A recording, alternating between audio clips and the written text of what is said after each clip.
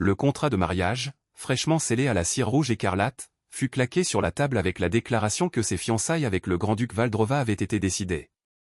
Le père, assis majestueusement derrière son bureau, demanda d'une voix glaciale s'il comprenait bien la signification de cette décision. Ferda Rosnova, abasourdie, resta pétrifiée, réalisant à quel point les mots fiançailles avec le grand-duc étaient cruels en cet instant. Pour un noble comme lui, les mots sortis de la bouche de son père n'étaient rien d'autre qu'une condamnation à mort inéluctable. Il n'avait plus que deux chemins devant lui, le premier était de refuser catégoriquement pour ensuite être banni de la famille et devenir un sans-abri. Le second était de ravaler son amertume et d'accepter ce mariage juste pour conserver une petite place au sein de la famille. Même si la fin impliquait d'être brutalement déchiqueté en morceaux. En tant que troisième fils d'une famille de chevaliers nés d'une concubine, il avait hérité depuis son enfance d'un corps extrêmement faible. Malgré ses efforts quotidiens pour s'entraîner, il ne recevait en retour que les murmures moqueurs des domestiques sur un incapable faisant des efforts vains. Bien qu'absolument personne ne prenne son parti autour de lui, il serrait les dents et endurait patiemment tout pour s'élever. Il se disait toujours que s'il n'arrêtait jamais ses efforts et faisait de son mieux, alors un jour viendrait où ce père sévère accepterait et reconnaîtrait son existence. Malgré son corps épuisé, il souriait avec espoir lorsque son frère aîné s'approchait pour l'interroger sur les rumeurs de son entraînement. Cependant, celui-ci portait simplement son épée sur l'épaule avec mépris, ironisant sur le fait qu'il se faisait de trop grandes illusions. Après une domination brutale qui brisa son épée en deux, il s'effondra le dos contre le mur, chassé avec des mots affirmant qu'un être comme lui n'avait même pas le droit d'essayer. Surtout avec ses yeux bleus océan considérés comme sales et abominables à leurs yeux. Les larmes au bord des yeux, tout ce qu'il désirait était d'être reconnu par la famille comme un véritable membre, mais il n'obtint en retour que de l'amertume. Lorsque le père, debout à l'étage supérieur, lui tourna le dos en silence, ne se souciant même pas de son fils effondré dans la cour. Dérivant dans un vide désespéré, il réalisa amèrement que le regard de la famille l'avait depuis longtemps complètement abandonné. N'ayant plus aucun regret, il se tint devant son père et déclara catégoriquement qu'il quitterait cette famille. En réponse à sa décision de partir, le père le regarda seulement avec des yeux sans émotion et d'une froideur extrême. Il accepta avec indifférence, fit immédiatement fermer la lourde grille de fer, le poussant hors du clan avec son petit sac de bagages. Avec la déclaration impitoyable qu'à partir de maintenant, il ne faisait plus partie de la lignée Rosnova. En regardant ses mains couvertes de cicatrices et de callosités dues à des jours d'entraînement acharné et incessant, le ressentiment en lui éclata violemment. Serrant fermement le joyau sur sa poitrine, ses yeux lancèrent une lueur rougeoyante pleine de colère face à l'injustice du destin.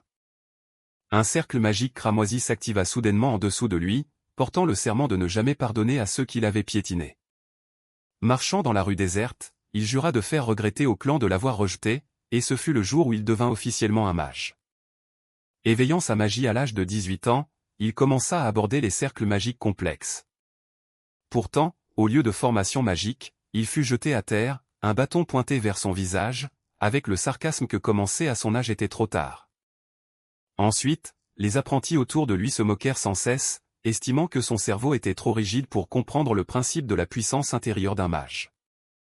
Ignorant les moqueries alentour, une aura de magie sombre explosa de son corps, terrifiant les apprentis paniqués.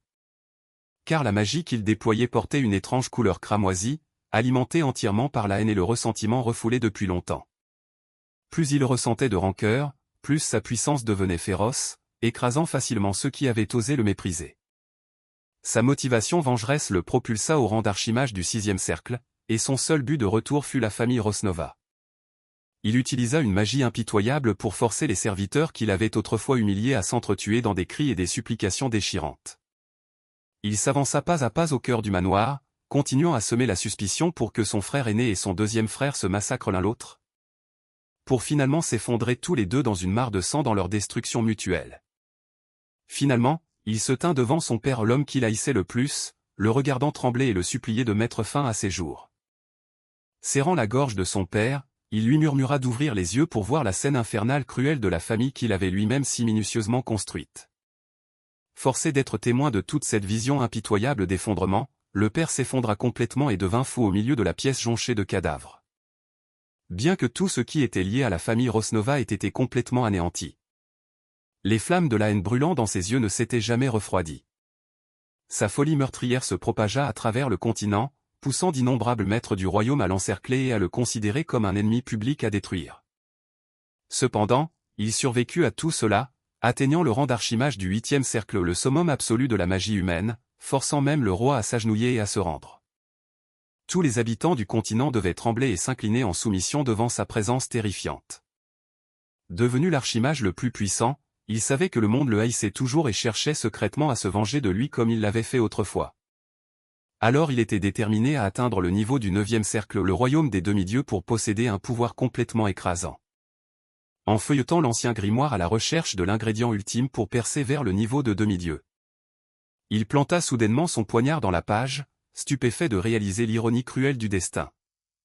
Lorsque ce dont il avait besoin pour percer n'était autre que le cœur du dragon de feu Valdrova, le grand-duc avec qui il avait été forcé de se fiancer des années auparavant. Sous le clair de lune tamisé au sommet de la montagne ardente, le destin savait vraiment comment se moquer des hommes. Chaque goutte de sang frais et cramoisi tombait douloureusement sur la pierre froide. Le gigantesque dragon de feu baissa la tête en soupirant, réalisant avec une amère surprise que celui qui avait été désigné comme son fiancé s'avançait maintenant l'épée pointée pour lui ôter la vie. Son corps ravagé le faisait cracher des gorgées de sang frais, serrant les dents pour endurer la douleur déchirante. Rassemblant ses dernières forces, il exigea avec haine que le tyran Valdrova meure docilement de ses mains. Abaissant son énorme tête, le dragon de feu admit calmement le titre de tyran, mais demanda curieusement pourquoi. Car depuis avant sa naissance, il s'était toujours caché dans un endroit lointain isolé du monde humain, ne comprenant pas quelle animosité le poussait à le haïr autant.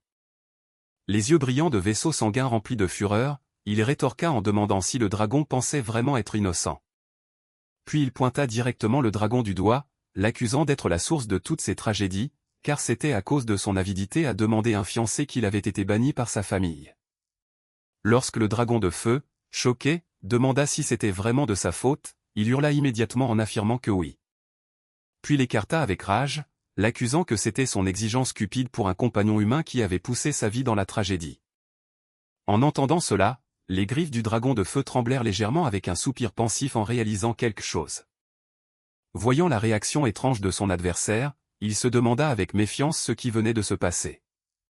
Mais ensuite il rejeta ses doutes, se réjouissant intérieurement que la dispute de tout à l'heure l'ait aidé à gagner suffisamment de temps pour accumuler son pouvoir magique.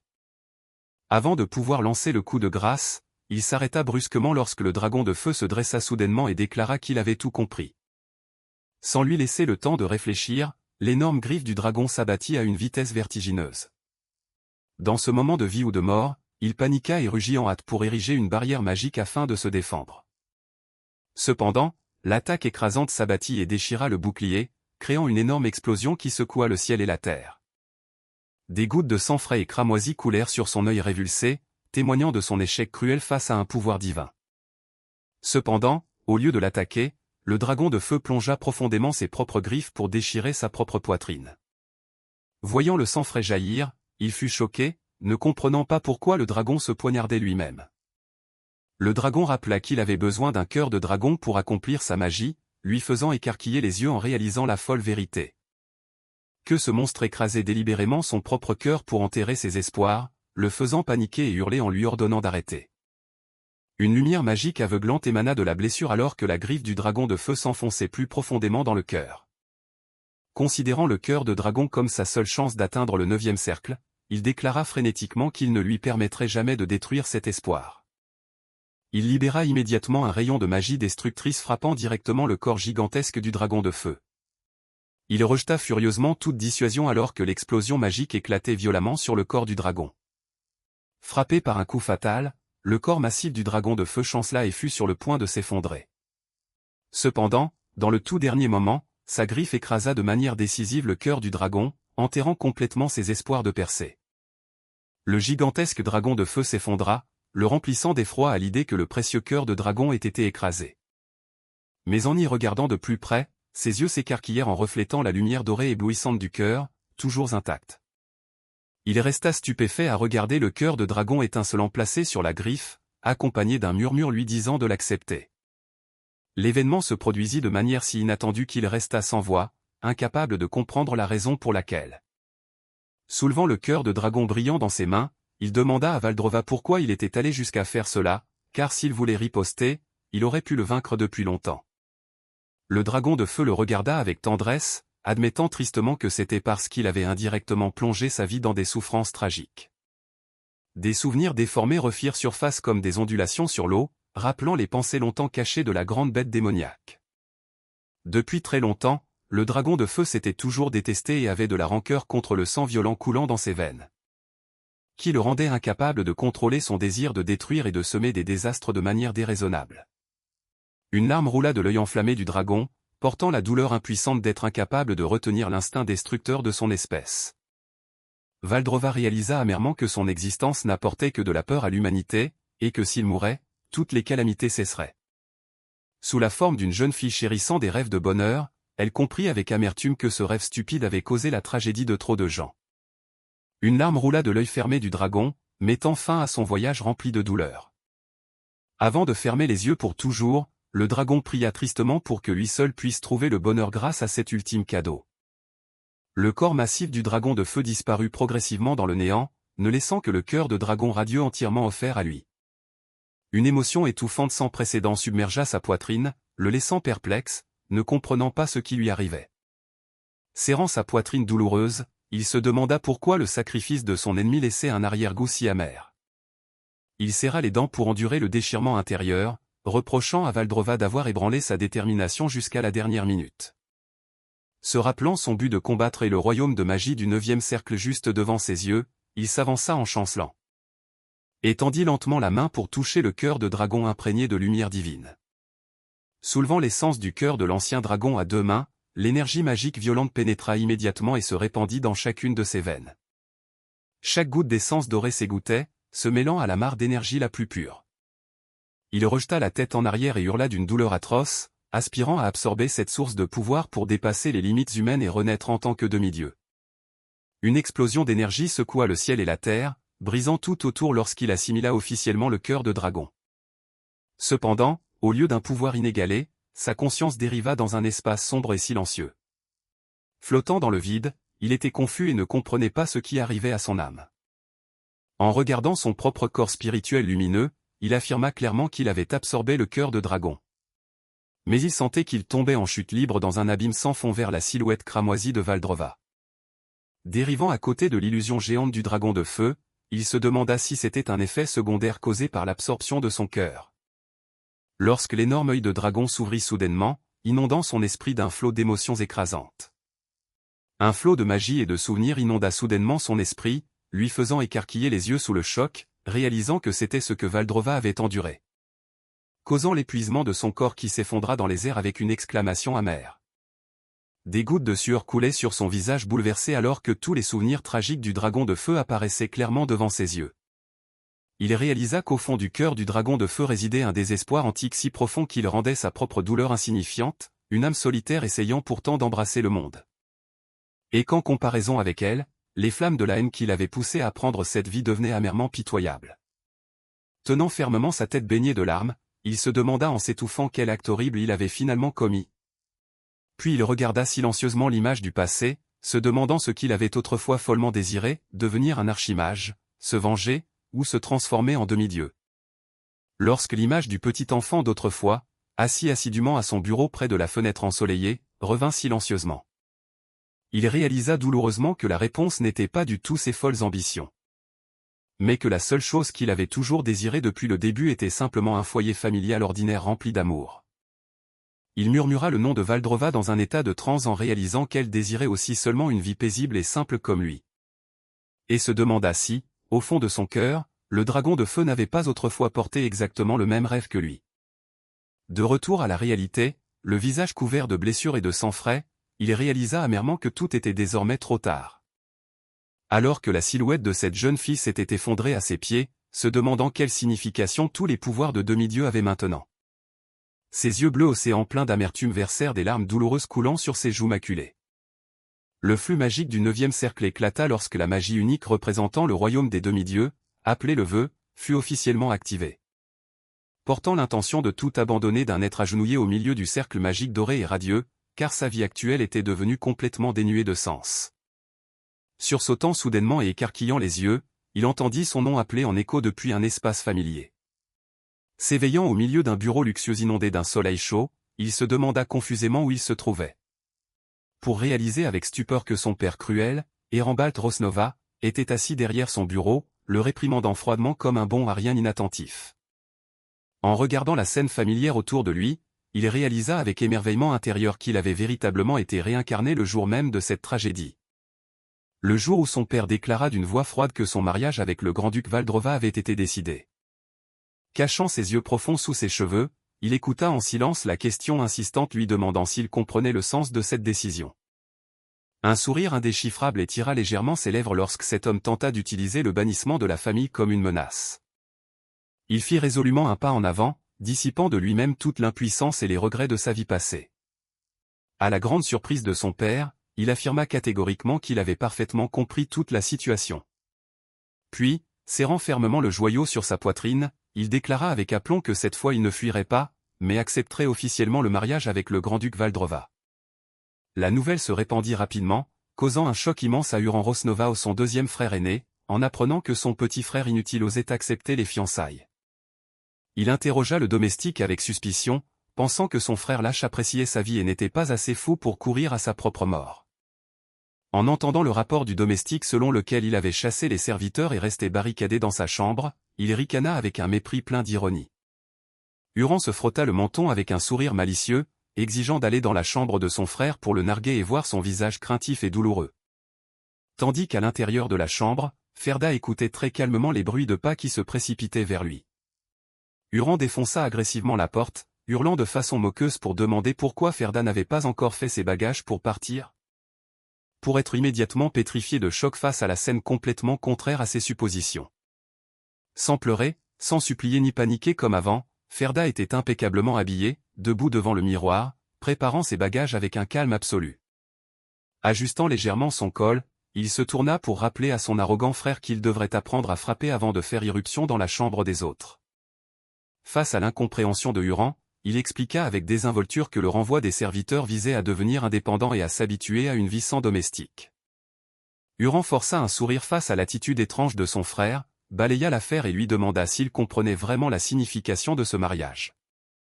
Avec un regard d'un calme glacial, il répondit qu'il savait parfaitement que ces fiançailles signifiaient que la famille voulait le jeter hors de la maison. Huron fut embarrassé par cette réponse posée, la rejeta et insista sur le fait que ce mariage était en réalité une condamnation à mort pour lui. Baissant légèrement la voix, il affirma qu'il connaissait très bien les événements passés. Que le premier fiancé désigné pour Valdrova était le troisième prince de l'Empire. Ce prince était l'homme parfait, doté d'une intelligence exceptionnelle, d'une belle apparence, et avait même renoncé au trône pour se fiancer au dragon de feu. Cependant, à peine avait-il mis le pied sur le territoire du dragon depuis moins d'un jour. Aussi fort qu'il ait essayé de montrer sa sincérité. Ce respectable prince fut tout de même battu à plate couture par le dragon de feu. Huron pointa le doigt directement sur la poitrine de Ferda, demandant sarcastiquement si un déchet comme lui survivrait dans un endroit où même le troisième prince avait échoué. Il agita la main avec dédain, ironisant que personne n'empêcherait un imbécile de se jeter de lui-même dans la gueule du dragon. Craquant ses jointures de manière menaçante, Huron grogna et avertit que s'il osait s'enfuir et humilier la famille, il prendrait lui-même sa tête avant que le dragon de feu n'ait l'occasion de le faire. Les yeux brillants d'une lueur tranchante, Ferda rétorqua froidement que son frère aîné devrait plutôt s'inquiéter de garder la braguette de son propre pantalon bien fermée. Voyant son sombre secret dévoilé à propos de ses regards lubriques envers sa belle-sœur, Huron fut furieux, voyant rouge, et rugit en serrant les dents. Puis il tenta follement de se précipiter pour frapper Ferda, mais celui-ci fit un signe de la main pour lui dire de contenir sa colère. Il fit un sourire narquois, disant que son visage actuel ne pouvait pas être ruiné comme lorsqu'il était enfant, puis fit ses adieux avec désinvolture pour commencer son voyage vers la gueule du dragon. Portant sa petite valise en sortant du manoir, il se dirigea tranquillement vers la calèche qui l'attendait devant la grille de fer. Le vieux majordome porta précipitamment un mouchoir à ses larmes, simulant l'émotion et reniflant pour ses adieux. Puis il s'inclina et jura que l'avoir servi tout ce temps était le plus grand honneur de sa vie. Regardant cette farce hypocrite, Ferda se moqua intérieurement de ce menteur éhonté, car s'il l'avait vraiment considéré comme un honneur, il n'aurait pas secrètement empoisonné sa nourriture dans le passé. Il se souvint que dans son enfance, il avait toujours cru que sa maladie était due à un corps faible, pour découvrir bien plus tard que même les serviteurs se rangeaient du côté de ses ennemis pour lui faire du mal. Les souvenirs de sa vie passée refirent surface, lorsqu'il avait étranglé ce majordome hypocrite dans les flammes de la haine.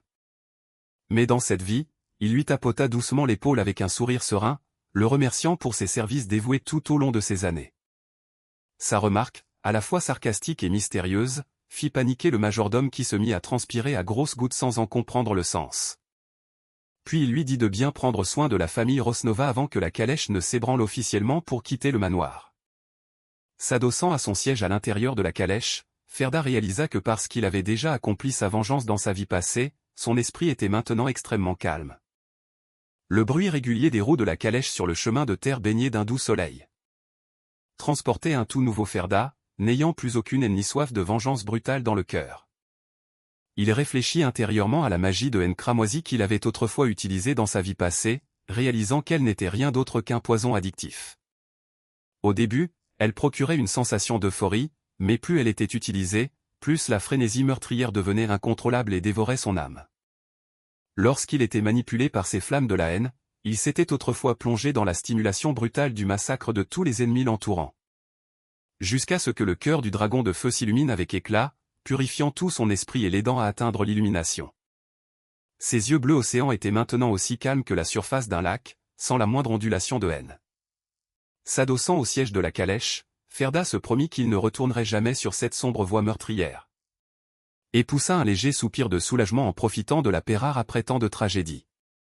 Arrivé au point de rendez-vous, le cocher cria paniqué pour signaler qu'ils étaient arrivés, faisant se demander à Ferda s'il pourrait encore éveiller sa magie dans cette vie.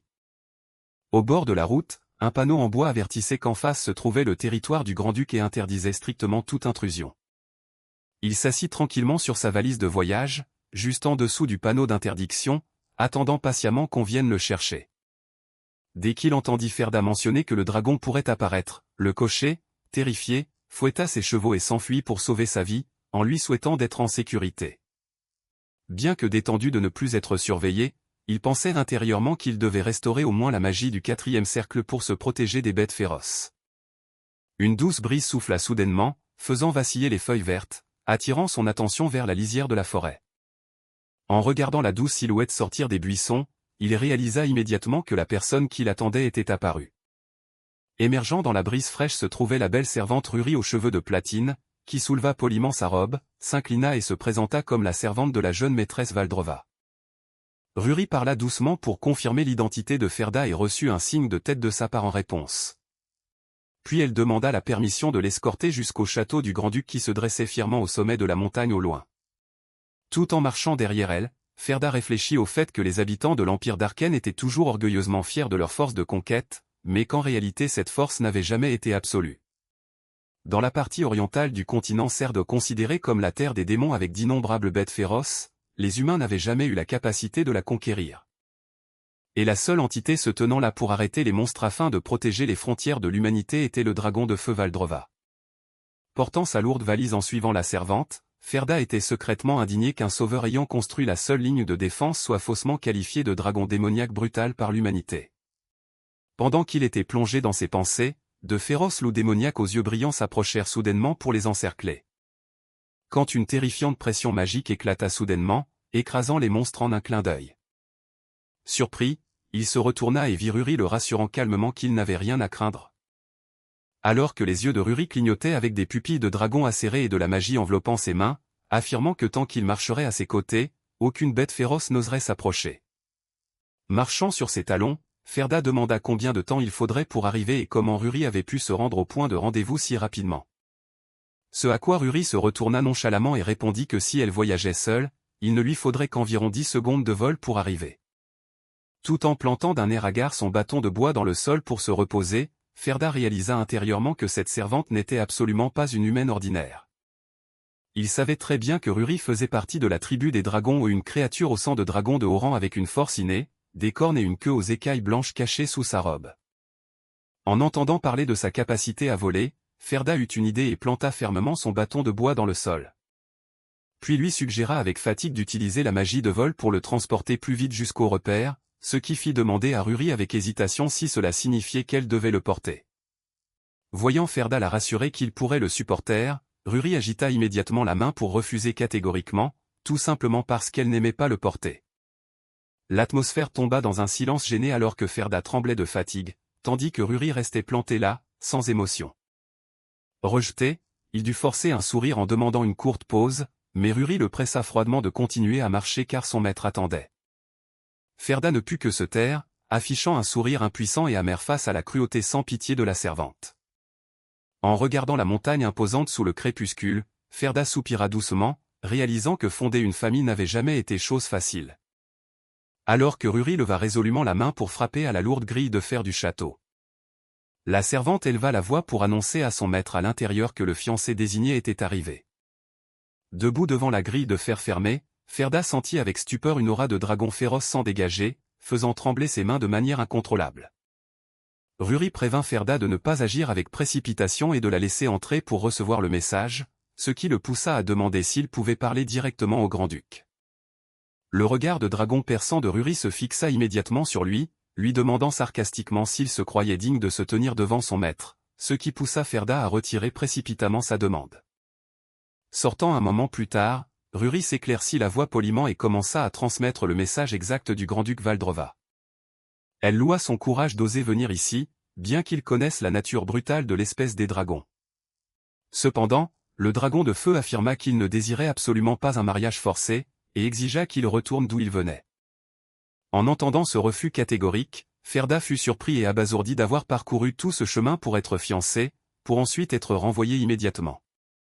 Ferda pensa intérieurement que si c'était dans sa vie précédente, il aurait certainement accepté avec joie cette délivrance et se serait enfui à toutes jambes. Mais dans cette vie, il avait complètement changé, se tenir ici aujourd'hui n'était plus une contrainte mais son propre choix. Il déclara catégoriquement qu'il ne voulait pas rentrer et insista pour poursuivre le mariage, ce qui stupéfia Ruri.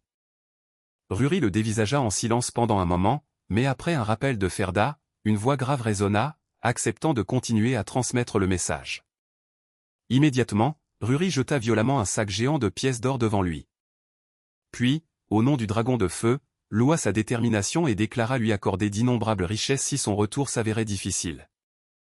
Afin qu'il puisse partir et se construire une nouvelle vie de richesse ailleurs.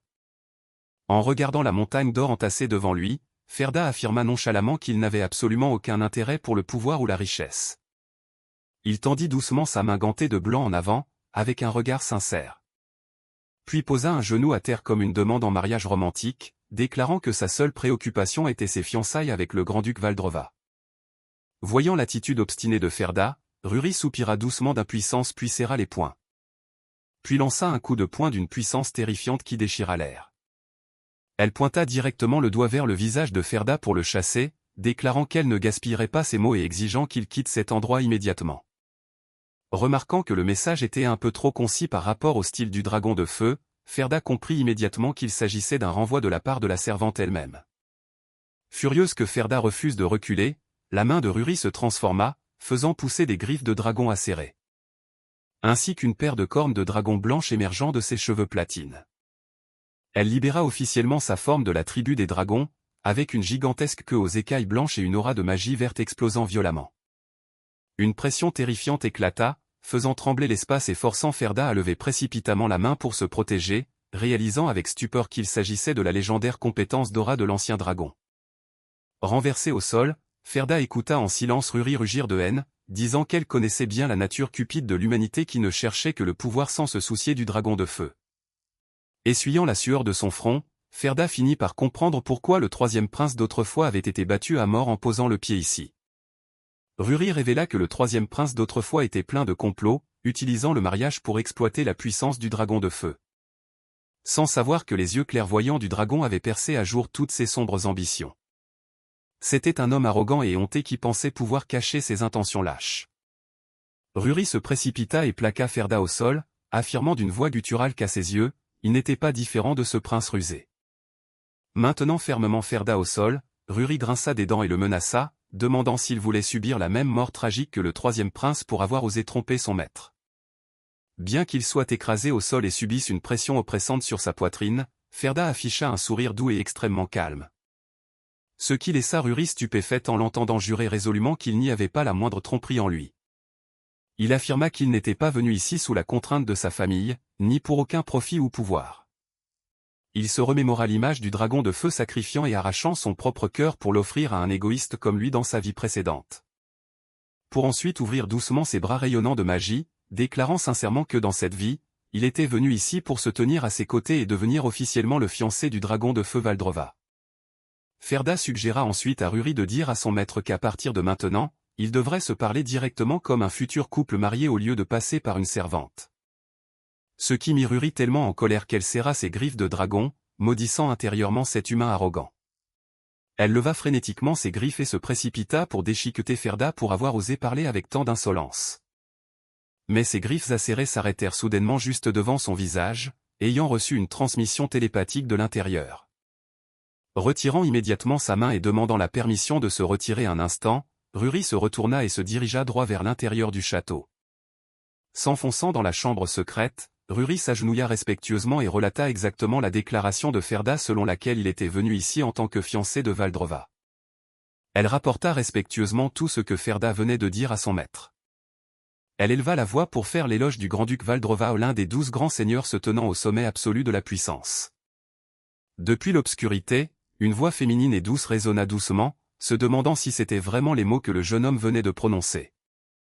Apparaissant sous forme humaine comme une jeune fille aux cheveux rouges d'une beauté époustouflante, parée de majestueuses cornes de dragon, le dragon de feu Valdrova sourit, curieuse au sujet de l'homme qui osait parler avec tant d'audace. Lorsqu'elle fut interrogée par le dragon de feu sur ses impressions concernant Ferda, Ruri le dénigra immédiatement comme étant un humain extrêmement faible, au point que la simple marche jusqu'au château l'avait presque fait mourir. Puis elle inventa même des mensonges, le qualifiant de lait pour exiger son renvoi immédiat, poussant le dragon de feu à intervenir pour la corriger. Ruri dut corriger le tir avec gêne, admettant qu'il était en fait très beau, mais le dragon de feu lui rappela que ce n'était pas ce qu'elle voulait demander. Soupirant doucement, Ruri commença à faire une observation sérieuse, affirmant que cet humain était extrêmement inhabituel. Car elle était de la tribu des dragons de haut rang, effrayer un humain ordinaire était aussi facile que de retourner sa main. Pourtant, même lorsqu'elle avait libéré toute sa brutale aura de l'ancien dragon, cet homme n'avait montré aucune trace de peur. Elle affirma à son maître que cet humain avait tout à fait le courage de regarder le dragon de feu droit dans les yeux sans être écrasé. En entendant cela, le dragon de feu Valdrova esquissa un sourire et rit avec amusement. Puis prononça de merveilleuses louanges à la grande surprise de la servante Ruri. Plaçant la main sur sa poitrine palpitante, le dragon de feu attendait avec impatience de rencontrer un mortel capable de soutenir son regard. Le dragon de feu sourit et accepta de rencontrer Ferda de manière normale. Laissant Ruri stupéfaite et perplexe en entendant son maître mentionner le mot normal.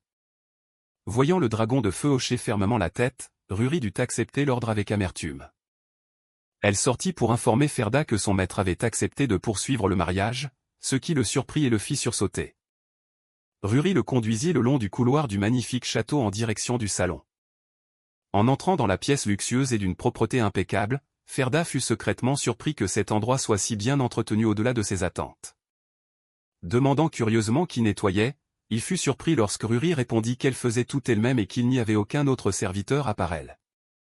Ruri dévisagea Ferda, réprimant son agacement, et souligna qu'il n'était qu'un invité pour le moment. Voyant Ferda demander pourquoi elle ne l'appelait pas fiancée, Ruri leva le menton et répondit que, puisque le mariage n'avait pas encore eu lieu, il n'était actuellement que l'invité numéro 1. Voyant la loyauté prudente de la servante, Ferda proposa nonchalamment d'ignorer ces hiérarchies inutiles et demanda quand le mariage officiel aurait lieu, recevant la réponse que ce serait dans un mois. La servante Ruri expliqua que les fiançailles seraient célébrées très discrètement à l'intérieur du repère du dragon, avec pour seul témoin son maître, elle et lui. Entendant cela, Ferda ajusta légèrement son col et hocha la tête, acceptant nonchalamment l'annonce. Puis il porta la main à son menton, pensif, considérant intérieurement qu'un délai de préparation d'un mois était largement suffisant.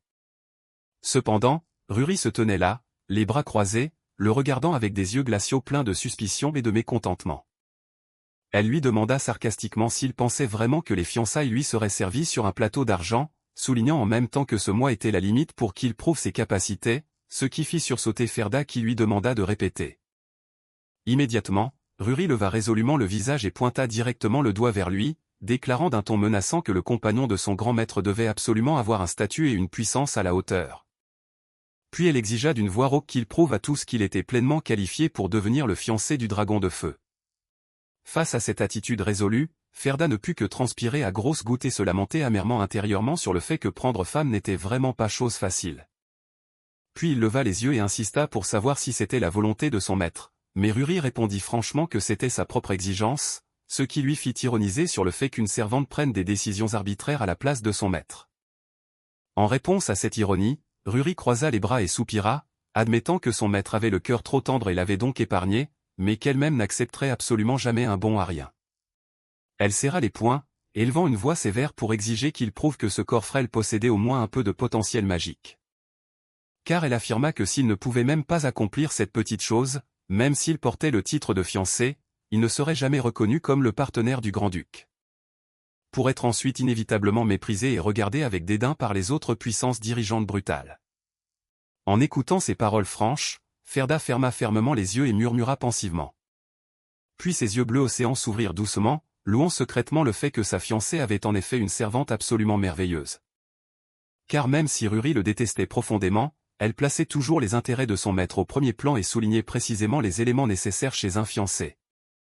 Ce qui l'amena inévitablement à se remémorer amèrement sa vie passée, se demandant pourquoi une servante aussi loyale n'était pas apparue aux côtés du dragon de feu dans ces derniers instants.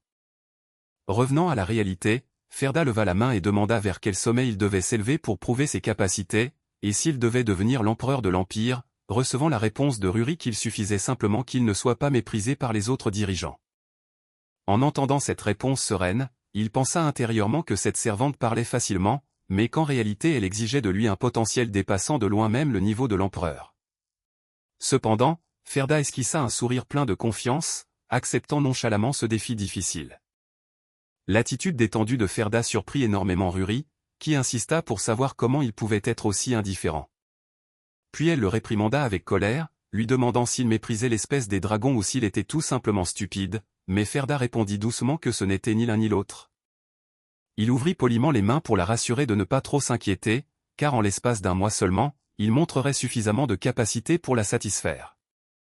En regardant le dos calme de Ferda, Ruri transpira légèrement et se demanda avec méfiance d'où cet humain tirait une telle confiance.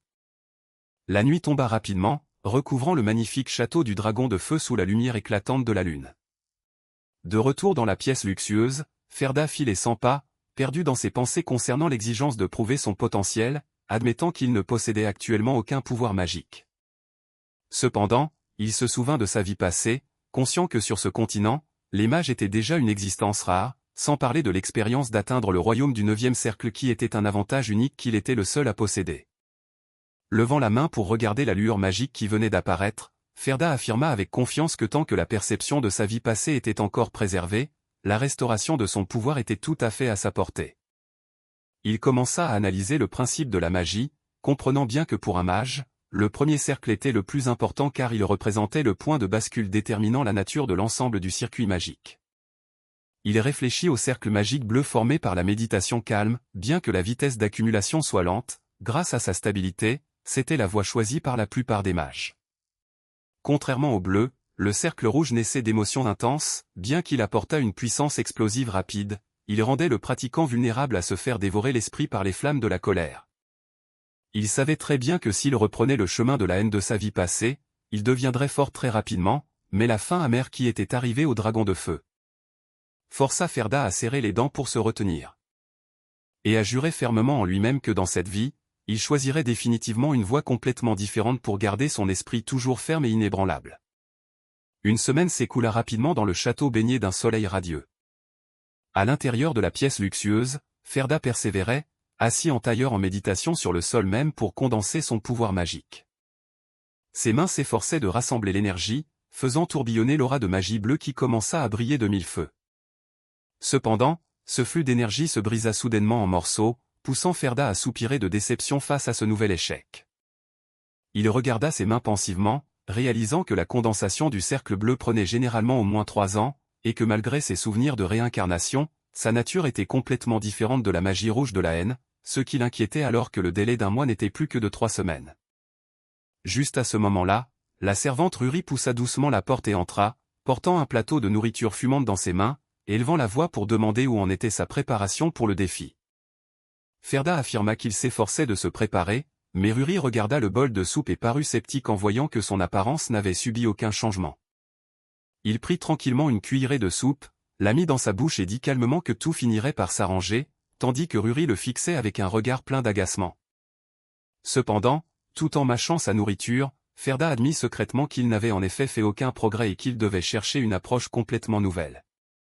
À cet instant, un tremblement violent secoua soudainement toute la pièce, arrêtant net la cuillère de soupe dans la main de Ferda. Il sursauta et leva les yeux, s'interrogeant sur l'origine de la secousse, et reçut comme réponse de Ruri que son maître menait actuellement une campagne de subjugation de monstres. Devant la surprise de Ferda, Ruri expliqua en outre que Valdrova détruisait personnellement la horde de monstres déferlant de la terre démoniaque à la frontière orientale. En regardant par la fenêtre inondée de lumière d'où résonnait un rugissement à faire trembler le ciel, Ferda réfléchit pensivement à l'image du dragon de feu. Puis il se retourna résolument et déclara à Ruri qu'il voulait être témoin de cette bataille acharnée de ses propres yeux, ce qui surprit grandement la servante. Les yeux de Ruri brillèrent d'un regard de dragon perçant, élevant la voix pour l'avertir sévèrement qu'il ferait mieux de ne pas avoir une telle idée folle, ce qui poussa Ferda à demander curieusement pourquoi. Pour ensuite entendre Ruri affirmer solennellement qu'un mortel ordinaire ne pourrait jamais conserver sa santé mentale en étant témoin de l'aura destructrice et féroce du dragon de feu sur le champ de bataille. La servante Ruri continua de se moquer, disant qu'à moins qu'il ne veuille être terrifié au point de faire pipi dans son pantalon juste avant les fiançailles, il devait rester sagement dans cette pièce. Cependant, Ferda ouvrit résolument sa main et l'appuya fortement sur la table, rejetant fermement cela et affirmant que c'était le devoir de quelqu'un sur le point de devenir le partenaire du dragon de feu. Il se tint droit avec une posture fière, déclarant catégoriquement qu'il voulait être témoin de la bataille de sa fiancée de ses propres yeux. Face à cette attitude inébranlable, Ruri déploya immédiatement ses ailes de dragon d'un blanc pur, souleva Ferda et fendit les airs pour se précipiter vers la destination, élevant la voix pour signaler leur arrivée. Les chaussures en cuir de Ferda touchèrent précipitamment le sol sur l'herbe verte et luxuriante. Sous l'effet de la vitesse de vol terrifiante, il s'effondra sur l'herbe à genoux, nauséeux, secrètement stupéfait car la vitesse de déplacement à l'instant n'était pas différente de la magie de téléportation. Tout en tenant son ventre, étourdi par ses entrailles retournées, il écouta le rappel de Ruri selon lequel elle n'était pas la cible qu'il devait observer en ce moment. Ruri lui demanda froidement de se lever et de regarder droit devant, faisant sursauter légèrement les yeux bleus océan de Ferda.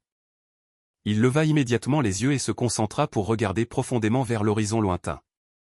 Pour ensuite se tenir immobile au sommet de la falaise à côté de Ruri, témoin avec stupeur de l'aura meurtrière et de la sombre magie assombrissant le ciel qui engloutissait tout le champ de bataille en contrebas. La pression terrifiante éclatant de la vallée fit sursauter Ferda, écarquillant les yeux sous le choc. Il regarda avec stupéfaction au fond du gouffre, où des hordes de serpents démoniaques et de 1000 pattes géants s'enroulaient en une masse grouillante, réalisant que c'était le champ de bataille où Valdrova combattait. Soudain, un éclair de lumière aveuglante explosa en plein milieu de la masse grouillante de monstres. Et depuis la mer de flammes ardentes, le dragon de feu Valdrova, sous sa véritable forme, s'envola fièrement dans les airs avec une aura écrasante. Les monstres géants battirent en retraite dans la panique, poussant des sifflements de haine face à l'apparition de la souveraine. Cependant, les griffes cramoisies du dragon de feu déchirèrent l'air, écrasant sans pitié et déchiquetant les monstres en lambeaux. Valdrova rugit avec majesté, fonçant pour massacrer les monstres avec une force physique écrasante et brutale. Le corps massif du dragon de feu s'éleva, sa poitrine s'illuminant d'une lumière dorée éclatante alors que la féroce magie de feu commençait à s'accumuler dans sa gorge. Faisant souffler de terrifiantes vagues de chaleur à travers la falaise où Ruri se tenait, observant calmement. Immédiatement, Valdrova lança sa technique ultime, le souffle du dragon de feu, déversant un gigantesque torrent de flammes qui réduisit en cendres tous les monstres à ses pieds. Le dragon de feu ouvrit grand son énorme gueule et poussa un rugissement assourdissant qui fit trembler tout l'espace. Elle déploya ses ailes de feu et se tint majestueusement au sommet de la montagne, poussant un rugissement puissant et libérant toute l'aura du dragon, faisant trembler le ciel entier. Subissant directement cette pression magique terrifiante, Ferda gémit de douleur, levant la main pour serrer sa poitrine qui tremblait violemment. Puis il s'effondra complètement sur le sol de pierre, tout son corps tremblant, incapable de se relever face à ce pouvoir divin. Dans son esprit, Ferda réalisa avec stupeur qu'il avait oublié la véritable puissance du dragon de feu, se rappelant que c'était la légendaire technique de l'aura du rugissement du dragon. Regardant Ferda trembler en se tenant la poitrine et transpirer à grosses gouttes au sommet de la falaise, Ruri baissa froidement la tête et lui demanda s'il avait maintenant vraiment compris le problème. Elle se moqua de lui, disant que le fait qu'un simple mortel ose souhaiter absurdement se fiancer au seigneur dragon était en effet une chose extrêmement ridicule. Puis elle pointa du doigt la silhouette géante du dragon de feu brûlant au milieu de la mer de flammes, affirmant que c'était là la véritable forme de celle qui allait devenir sa partenaire. Ruri continua de souligner le ridicule d'un humain faible exigeant de s'associer à une créature au sommet du monde. Pour ensuite l'obliger à regarder la cruelle réalité en face, que c'était là la forme grandiose de la fiancée à laquelle il devait faire face. Ruri observa froidement la main de Ferda tremblant violemment sur l'herbe. Elle dit calmement que, comme prévu, il tremblait de peur et que c'était exactement la raison pour laquelle elle l'avait averti plus tôt. Ruri expliqua en outre que dans le sang du dragon de feu se cachait ce que les humains appelaient souvent la nature du dragon démoniaque, qui est un intense et irrépressible désir de massacre et de destruction. Elle affirma que c'était un instinct inné immuable, avertissant Ferda qu'il serait écrasé chaque jour et lui demandant s'il avait vraiment compris ce que signifiait être le partenaire d'un dragon. Pour conclure qu'humain et dragon ne pourraient jamais ne faire qu'un, espérant que son maître réaliserait bientôt que le rêve d'être avec un humain n'était qu'une cause perdue. Cependant, bien qu'il soit effondré au sol, en sueur, Ferda esquissa un léger sourire et murmura. Il leva les yeux vers le champ de bataille avec un doux sourire et fit l'éloge que cette apparence était en effet absolument merveilleuse, laissant Ruri stupéfaite et confuse, lui demandant pourquoi il souriait. Ruri fut complètement figé sous le choc, demandant avec confusion pourquoi, dans cette situation terrifiante, il n'avait pas peur mais, au contraire, s'exclamait d'admiration. Pour que la servante recule ensuite avec un regard de dégoût, réprimandant avec colère Ferda comme étant un masochiste fou qui aimait être maltraité. La nuit tomba de nouveau sur la haute tour du château.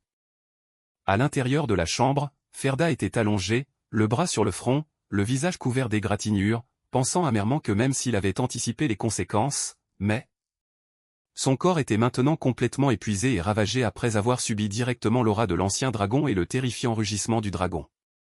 Il se remémora la scène où la servante Ruri lui avait giflé le visage de toutes ses forces pour le réveiller avant de le ramener au manoir. Fermant fermement les yeux et soupirant, Ferda se dit que le fait que son esprit soit encore intact était un miracle, mais il s'inquiétait que s'il continuait ainsi, il gaspillerait une journée entière à récupérer au lieu de se concentrer sur la condensation de son cercle magique. S'allongeant sur le lit, il se demanda à lui-même pourquoi il avait été si déterminé à aller voir cette bataille au début. Pour ensuite se remémorer toute la scène magnifique dont il avait été témoin sur le champ de bataille pendant la journée. Ses yeux bleus océans s'écarquillèrent soudainement sous le choc. Il réalisa que même si la scène était inimaginablement effrayante, au fond de son cœur surgissait un désir ardent de continuer à suivre cette silhouette. Il réfléchit pensivement à l'image du dragon de feu solitaire, caché aux frontières orientales du monde, déchiquetant et écrasant silencieusement jour après jour d'innombrables monstres brutaux pour protéger la paix de l'humanité. Il comprit que tout ce massacre et cette destruction brutale n'étaient en fait que sa façon de protéger ce qu'elle aimait. C'était la voix d'un noble chevalier rouge, qui avait volontairement choisi une vie pleine de douleur et de sacrifices pour le monde. Debout au milieu de l'herbe inondée de soleil, Ferda admirait secrètement cette magnificence et réfléchissait à la connexion miraculeuse entre lui et elle. Lorsque soudainement, une émotion étrange surgit violemment à l'intérieur de sa poitrine.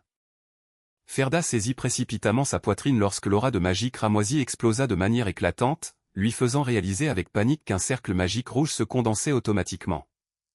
Il serra les dents pour endurer la douleur, se rappelant que ce n'était pas la magie dont il avait besoin et qu'il devait résolument la rejeter pour ne pas répéter les erreurs de la haine de sa vie passée.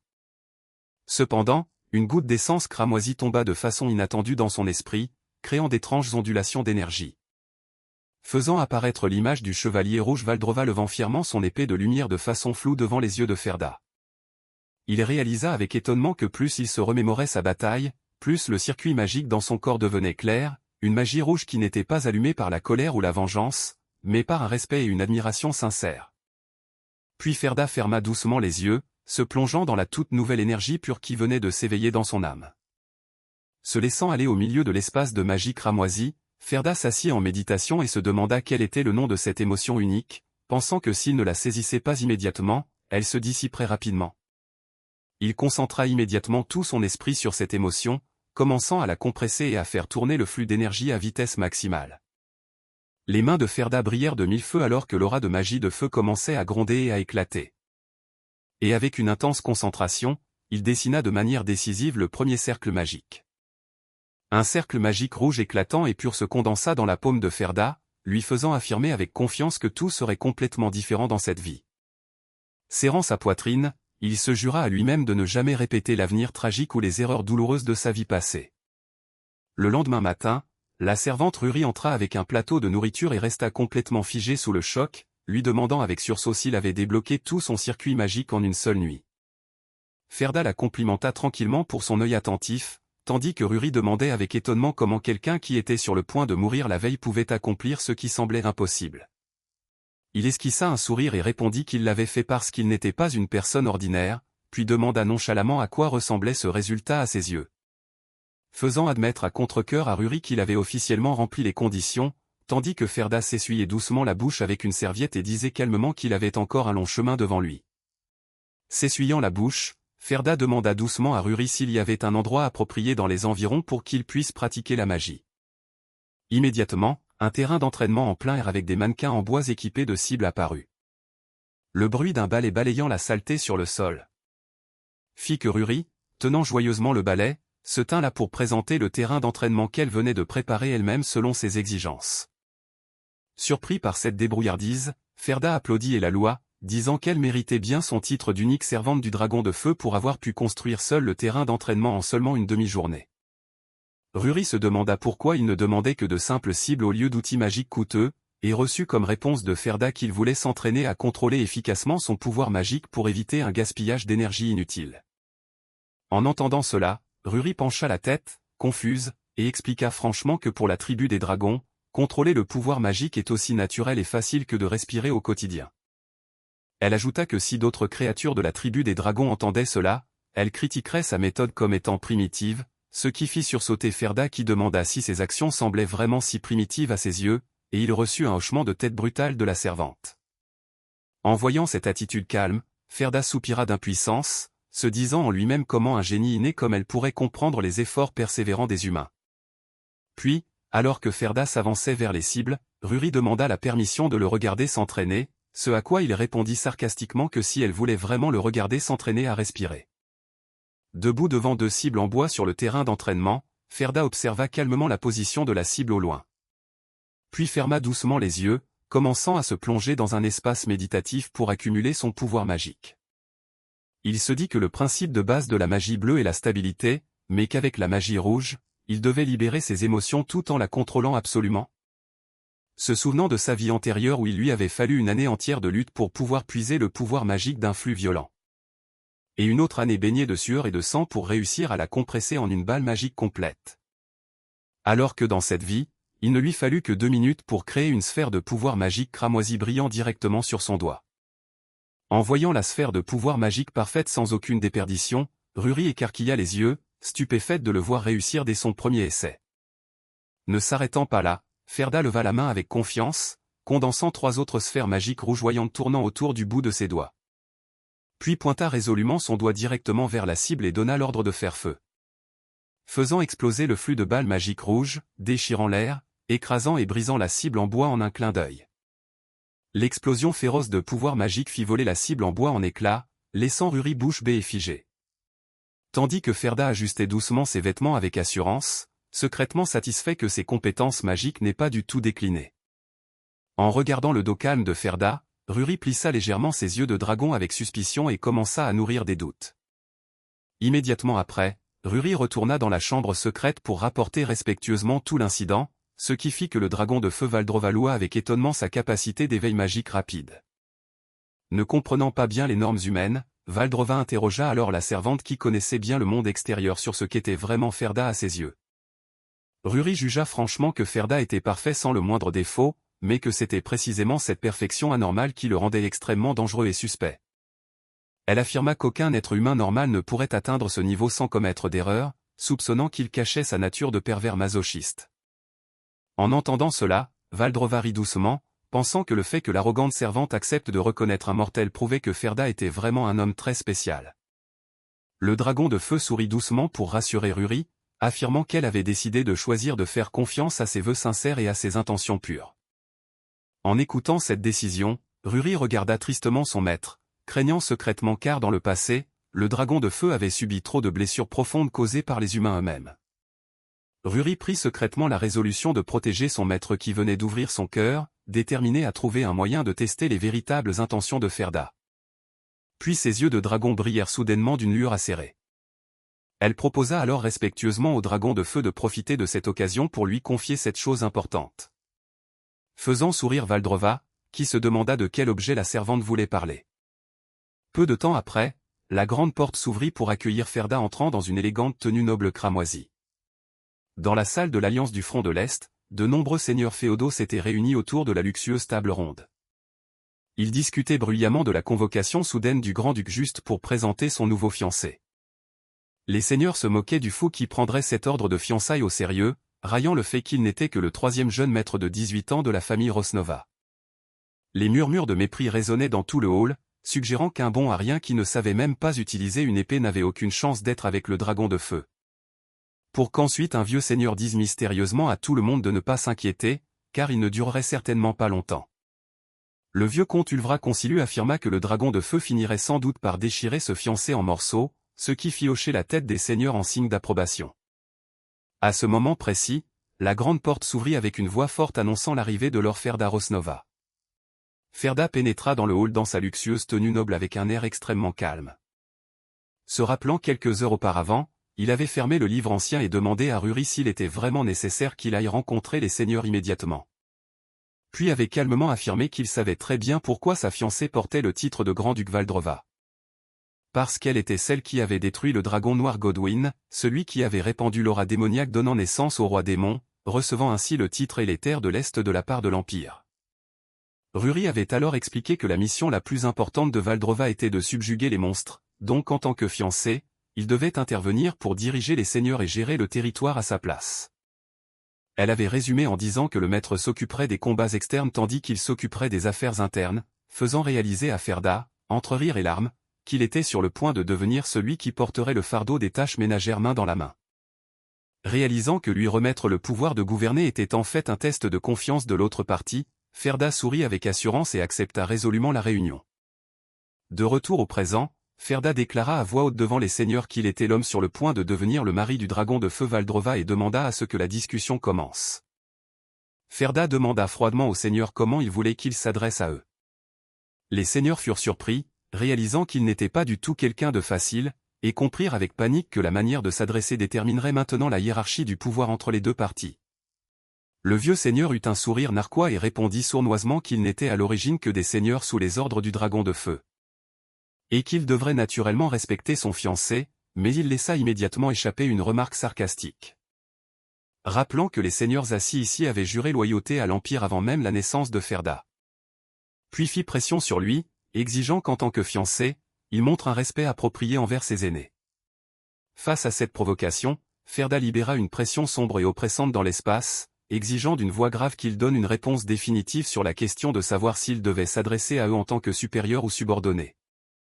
Écrasé par cette pression terrifiante, le vieux seigneur se mit immédiatement à transpirer à grosses gouttes et baissa la tête en signe de reddition, admettant qu'il était tout à fait approprié de s'adresser à eux comme à des subordonnés.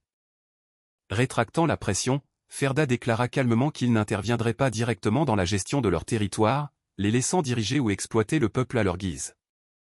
Ce qui mit en colère un seigneur qui frappa violemment la table de la main, rugissant pour lui demander s'il les calomniait d'exploiter leur propre peuple. Ferda ouvrit calmement les mains, faisant semblant de s'excuser, expliquant qu'il s'était seulement mal exprimé et n'avait pas l'intention d'offenser. Cependant, les yeux de Ferda brillèrent d'un regard glacial, poussant le seigneur en colère à jurer qu'il comprenait maintenant pourquoi il avait été expulsé par sa famille. Il pointa directement Ferda du doigt, hurlant qu'un être banni par une famille de chevaliers comme lui n'avait aucun droit d'être arrogant devant un mage du 4e cercle comme lui. En entendant parler du niveau du 4e cercle, Ferda murmura calmement que ce niveau était à la rigueur acceptable. Laissant le seigneur stupéfait, écarquillant les yeux de folie car il n'en croyait pas ses oreilles. Ces paroles de mépris touchèrent son ego, provoquant l'activation féroce d'un cercle magique rouge dans le dos du seigneur.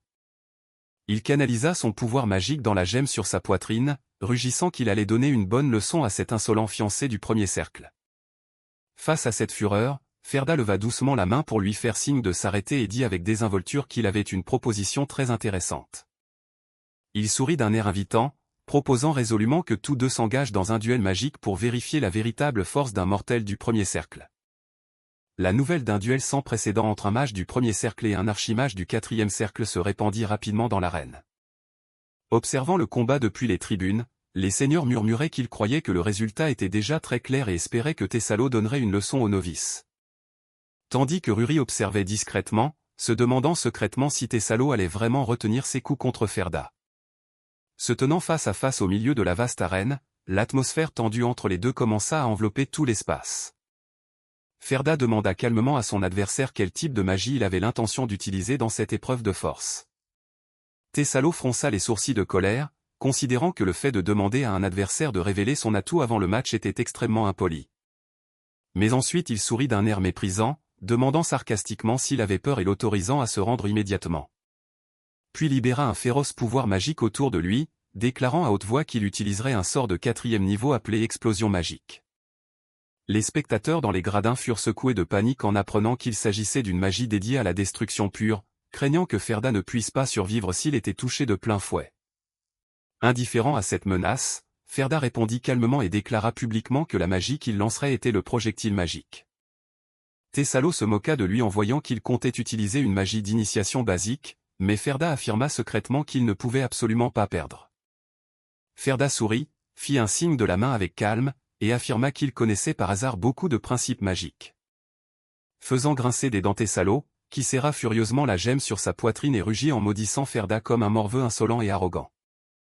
Le cercle magique rouge explosa férocement autour de Thessalo lorsqu'il leva la main, hurlant la menace de déployer un pouvoir destructeur pour l'effacer sans laisser de traces.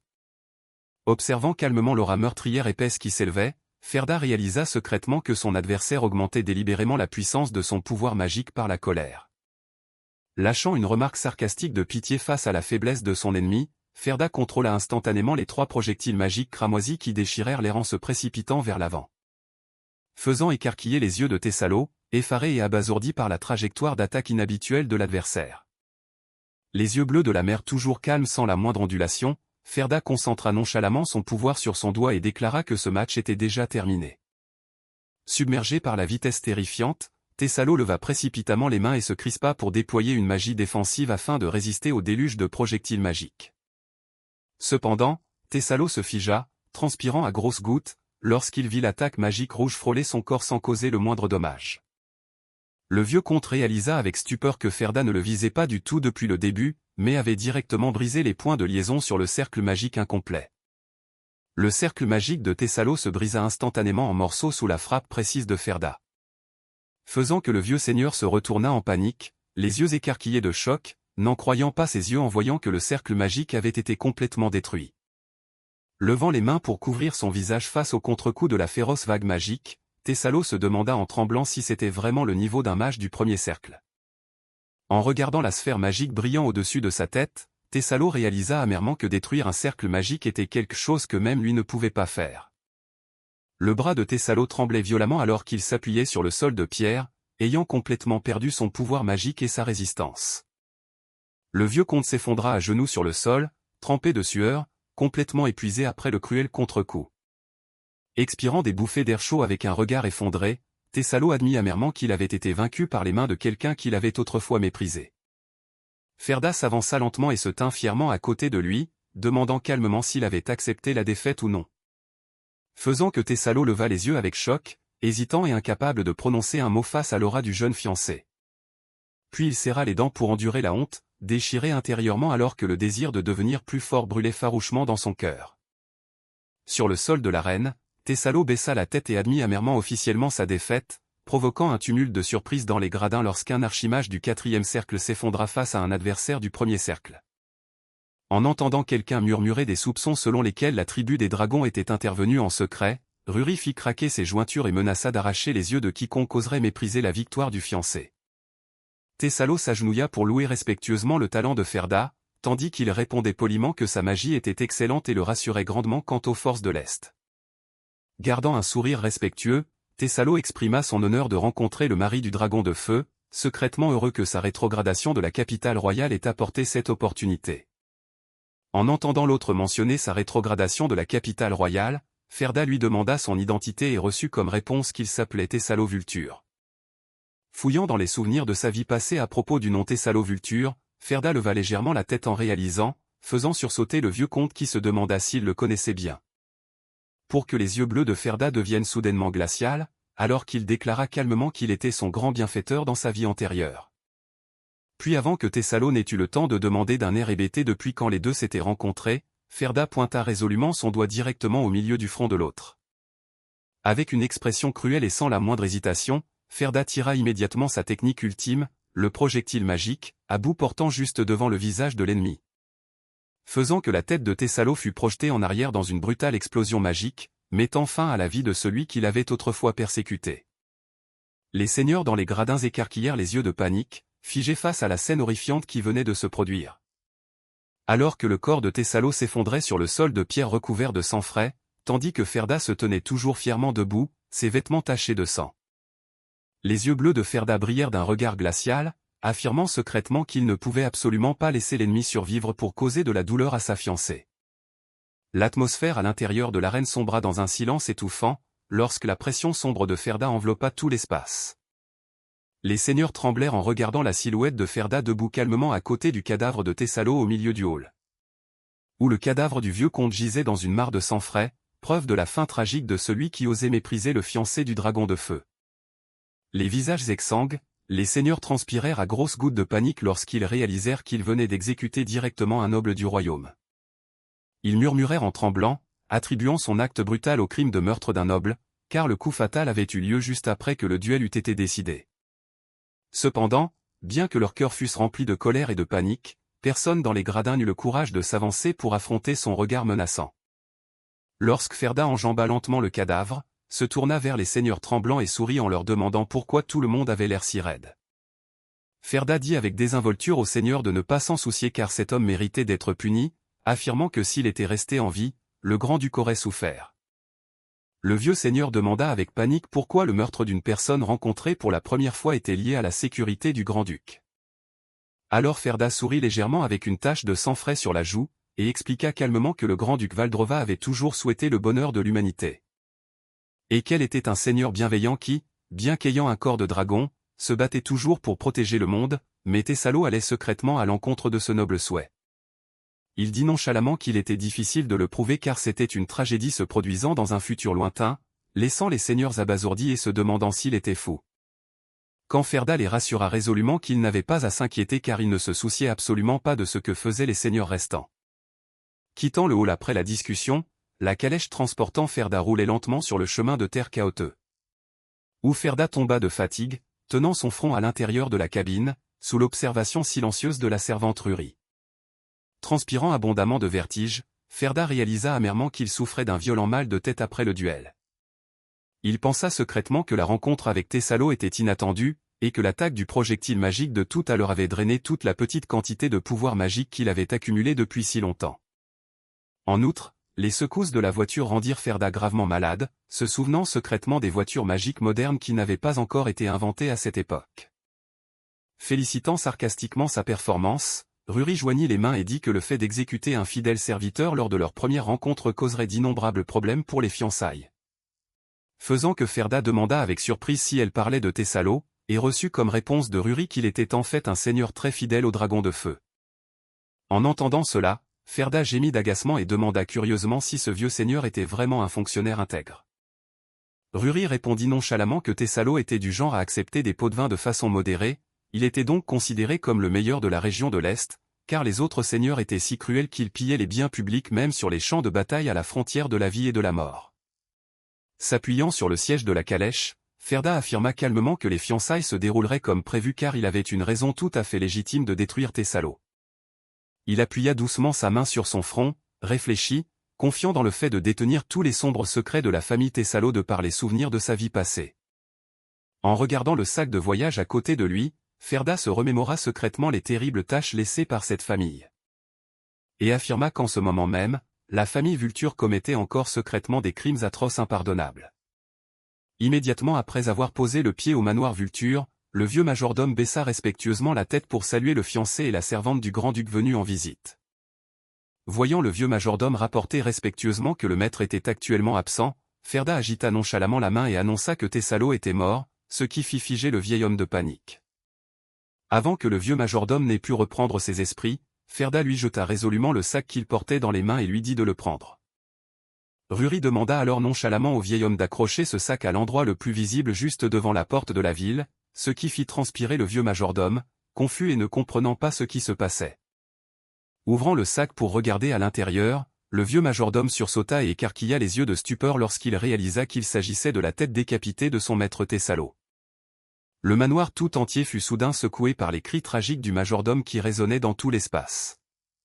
Entrant directement dans la chambre privée de Thessalo, Ferda pensa secrètement que les actions de tous deux en ce moment n'étaient pas différentes de celles de fouiller une maison abandonnée. Ruri rappela qu'il devait trouver des preuves de corruption pour justifier la décapitation, et Ferda rétorqua sarcastiquement que c'était elle qui avait réellement décapité Thessalo. En entendant Ruri menacer d'annuler les fiançailles, Ferda changea précipitamment de sujet en découvrant une porte de chambre secrète cachée sous le lit. Il se pencha à la hâte pour tâtonner avec ses mains autour, pensant secrètement que le mécanisme d'activation devait être caché dans cette zone. Quand Ruri s'avança soudainement et lui demanda résolument de s'écarter, faisant sursauter Ferda qui leva les yeux, hébété. Les yeux de dragon de Ruri brillèrent d'un éclat acéré, elle lança instantanément un coup de poing d'une puissance terrifiante qui frappa lourdement le sol. Le coup de poing fit éclater le pouvoir magique et déchira le plancher de bois, détruisant toute la structure et ouvrant un passage secret menant directement à la zone en dessous. Ruri se retourna calmement pour dire que le chemin était ouvert et le pressa de descendre, laissant Ferda figée et sans voix face à l'autoritarisme de la servante.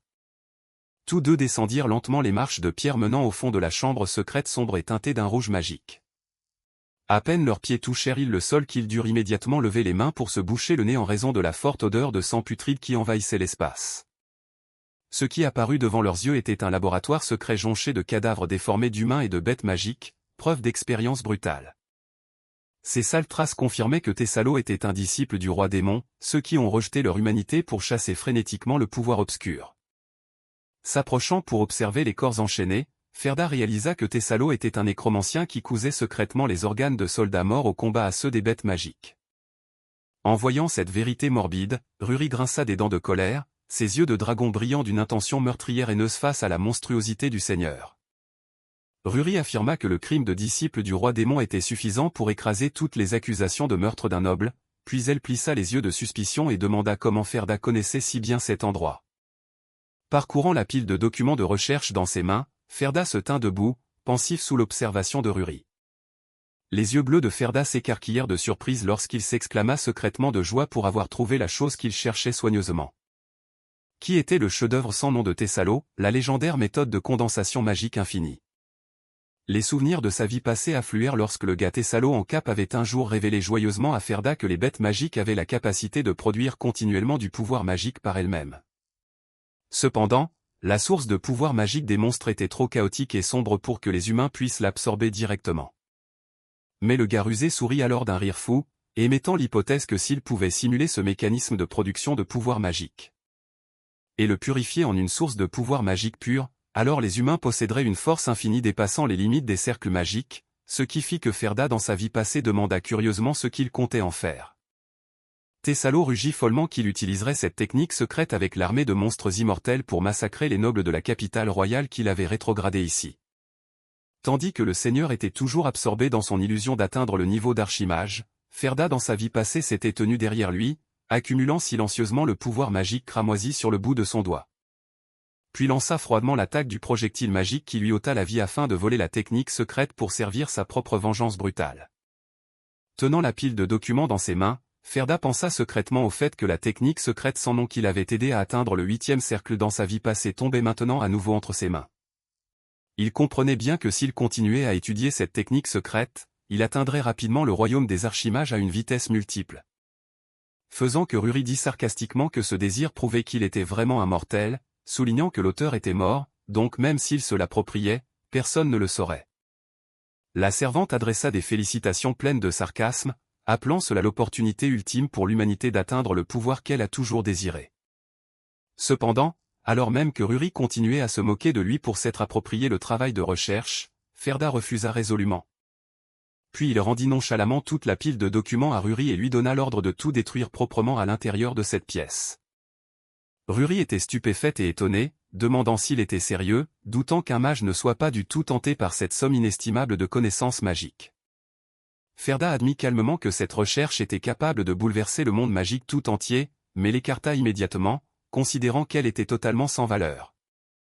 Car il affirmait qu'au lieu de laisser la tentation d'un pouvoir brutal apporter de la douleur au dragon de feu comme dans sa vie passée, il valait mieux l'effacer complètement et immédiatement. Et les yeux bleus de Ferda brillèrent d'une détermination absolue lorsqu'il ordonna de réduire en cendres toute la chambre secrète. En écoutant sa demande, Ruri regarda pensivement la pile de documents dans ses mains et répondit nonchalamment que c'était une tâche extrêmement facile pour elle. Le feu magique bleu s'enflamma et explosa depuis la main de Ruri, brûlant instantanément la pile de documents de recherche. La mer de flammes bleues explosa farouchement, recouvrant tout le laboratoire, incinérant tous les cadavres et les sombres traces. Observant silencieusement les flammes, Ferda réfléchit secrètement au principe de la magie qui reflète les émotions du lanceur, et à la haine qui avait manipulé et englouti Thessalo. Il comprenait bien que Thessalo avait également porté le cercle rouge, contenant les flammes d'une haine brutale non moins importante que la sienne dans sa vie passée. Et que s'il héritait de cette magie pleine de haine, il serait à nouveau englouti par des émotions meurtrières, il était donc déterminé à la jeter. Pour enterrer également l'entité pécheresse de son passé, celui qui avait dû se forcer à sombrer dans la haine juste pour survivre. Le regard bleu calme regardant les flammes brûlantes, Ferda sourit légèrement et laissa échapper un murmure détendu disant que tout brûlait en effet très bien. Debout à côté de lui en observant cette expression, Ruri le regarda légèrement avec une attitude d'appréhension, le jugeant secrètement comme une personne bizarre et dangereuse aux côtés de son maître. Puis elle soupira, releva la tête et le pressa de quitter rapidement cette chambre secrète puante. Ruri lui rappela qu'il ne devait pas porter cette odeur sombre de sang avant les fiançailles avec son maître, faisant réaliser à Ferda avec sursaut que le grand jour était enfin arrivé. Le jour des fiançailles arriva rapidement dans le magnifique château du grand-duc Valdrova sous un ciel d'un bleu profond. Vêtu d'un élégant costume blanc, Ferda marcha avec Ruri et affirma nonchalamment qu'il avait préparé son brouillon de vœux de fiançailles. Tenant le brouillon de ses vœux dans ses mains, Ferda sourit, louant secrètement sa fiancée qui était en effet extrêmement romantique en organisant la cérémonie de fiançailles avec des vœux écrits par eux-mêmes. Ruri soupira amèrement en se lamentant qu'un puissant seigneur doive organiser la cérémonie dans un endroit aussi misérable, faisant réaliser à Ferda que la servante était extrêmement inquiète pour la dignité de son maître. Ferda comprit secrètement que même si Ruri ne semblait pas aimer ses fiançailles, elle souhaitait toujours sincèrement que Valdrova jouisse d'un bonheur total. Le voyant la regarder, Ruri menaça avec grogne de ne pas abîmer le costume qu'elle avait pris la peine de repasser, ce qui fit sourire Ferda d'un air forcé face à son attitude de colère déversée. Ajustant son col, Ferda demanda à Ruri quelle était la situation de la gestion du territoire après la conférence, estimant que les seigneurs féodaux n'étaient pas du tout capables de prendre en charge la ligne de front. Ruri confirma qu'après avoir reçu l'autonomie, les seigneurs avaient continuellement pillé et exploité le peuple, utilisant la force pour réprimer au point qu'une émeute pourrait éclater à tout moment.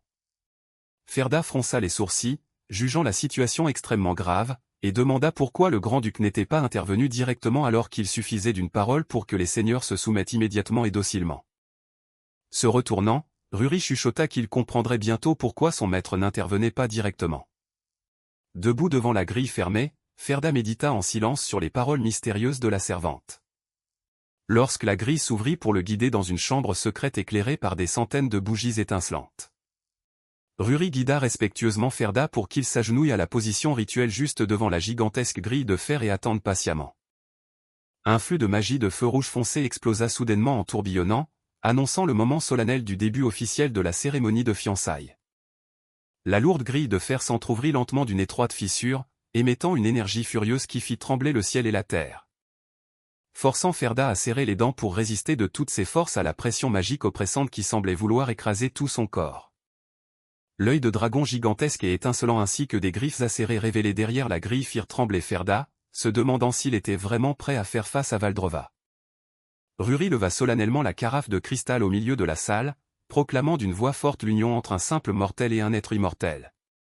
Et entonna une louange à l'alliance sacrée, un lien indestructible que ni les pouvoirs célestes ni les tempêtes du temps ne pourraient jamais briser. Ruri versa le liquide pur de la carafe de cristal dans la coupe de Ferda, récitant le serment selon lequel le mortel balayerait sa peur pour devenir accompli. Ferda leva tranquillement la coupe à ses lèvres à deux mains, buvant sereinement la première gorgée de vin de fiançailles. Pour ensuite écarquiller ses yeux bleus océan de stupeur en réalisant que ce breuvage dissipait complètement la violente pression magique du dragon de feu. Ruri continua de verser du vin dans la seconde coupe destinée à Valdrova, chantant que l'être immortel effacerait le néant du flux temporel infini. la griffe de dragon gigantesque s'étira maladroitement à travers la fissure de la porte, tremblant en essayant d'attraper la petite coupe sur la table. Cependant, sa taille démesurée fit renverser accidentellement la coupe par le dragon de feu, répandant tout le vin sur le sol et forçant la cérémonie à recommencer depuis le début. Un moment plus tard, Ferda avait le visage rouge pivoine, complètement ivre alors que la servante répétait sans cesse le serment et le forçait à boire encore et encore. Les yeux bleus océans de Ferda se troublèrent de vertige, se lamentant intérieurement d'avoir dû boire autant de coupes pour sa toute première fois dans cette vie.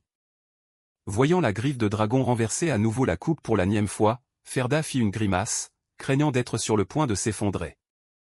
Forçant Ruri, debout à côté, à serrer les dents pour contenir sa colère face à la maladresse répétée de son maître. Ruri demanda la permission de s'absenter un instant, tandis que Ferda restait affalée de fatigue contre la table rituelle.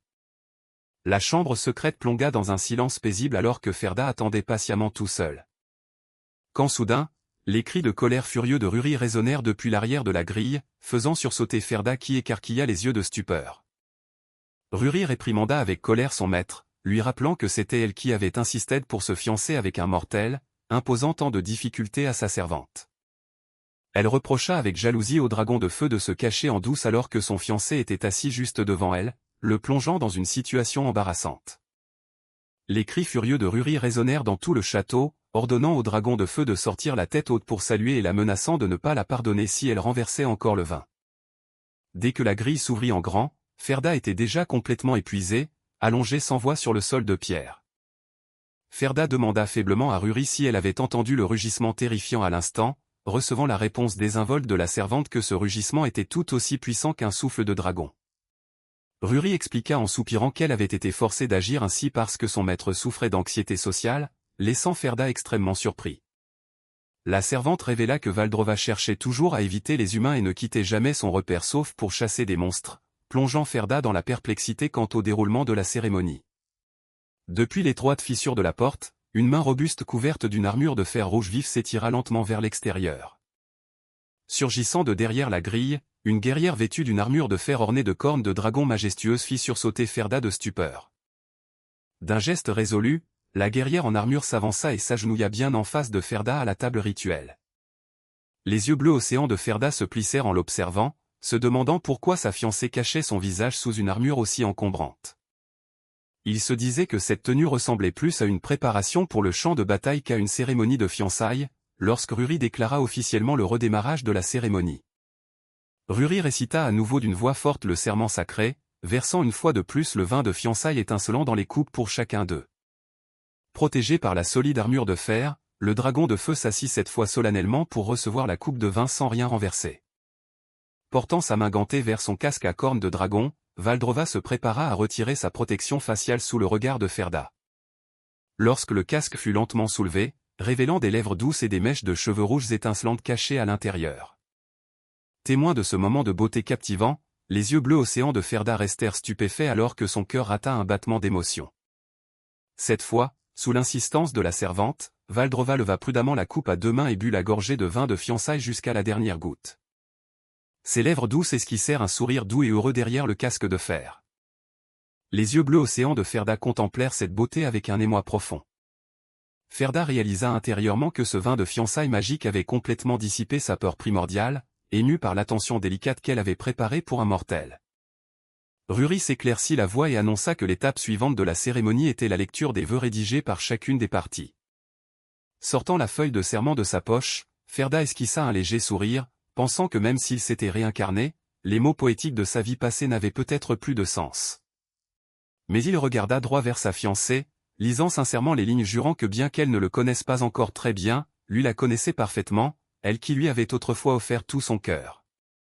Il exprima une profonde compréhension envers Valdrova, qui avait été trahi et calomnié par d'innombrables personnes mais avait vaillamment accompli son noble devoir.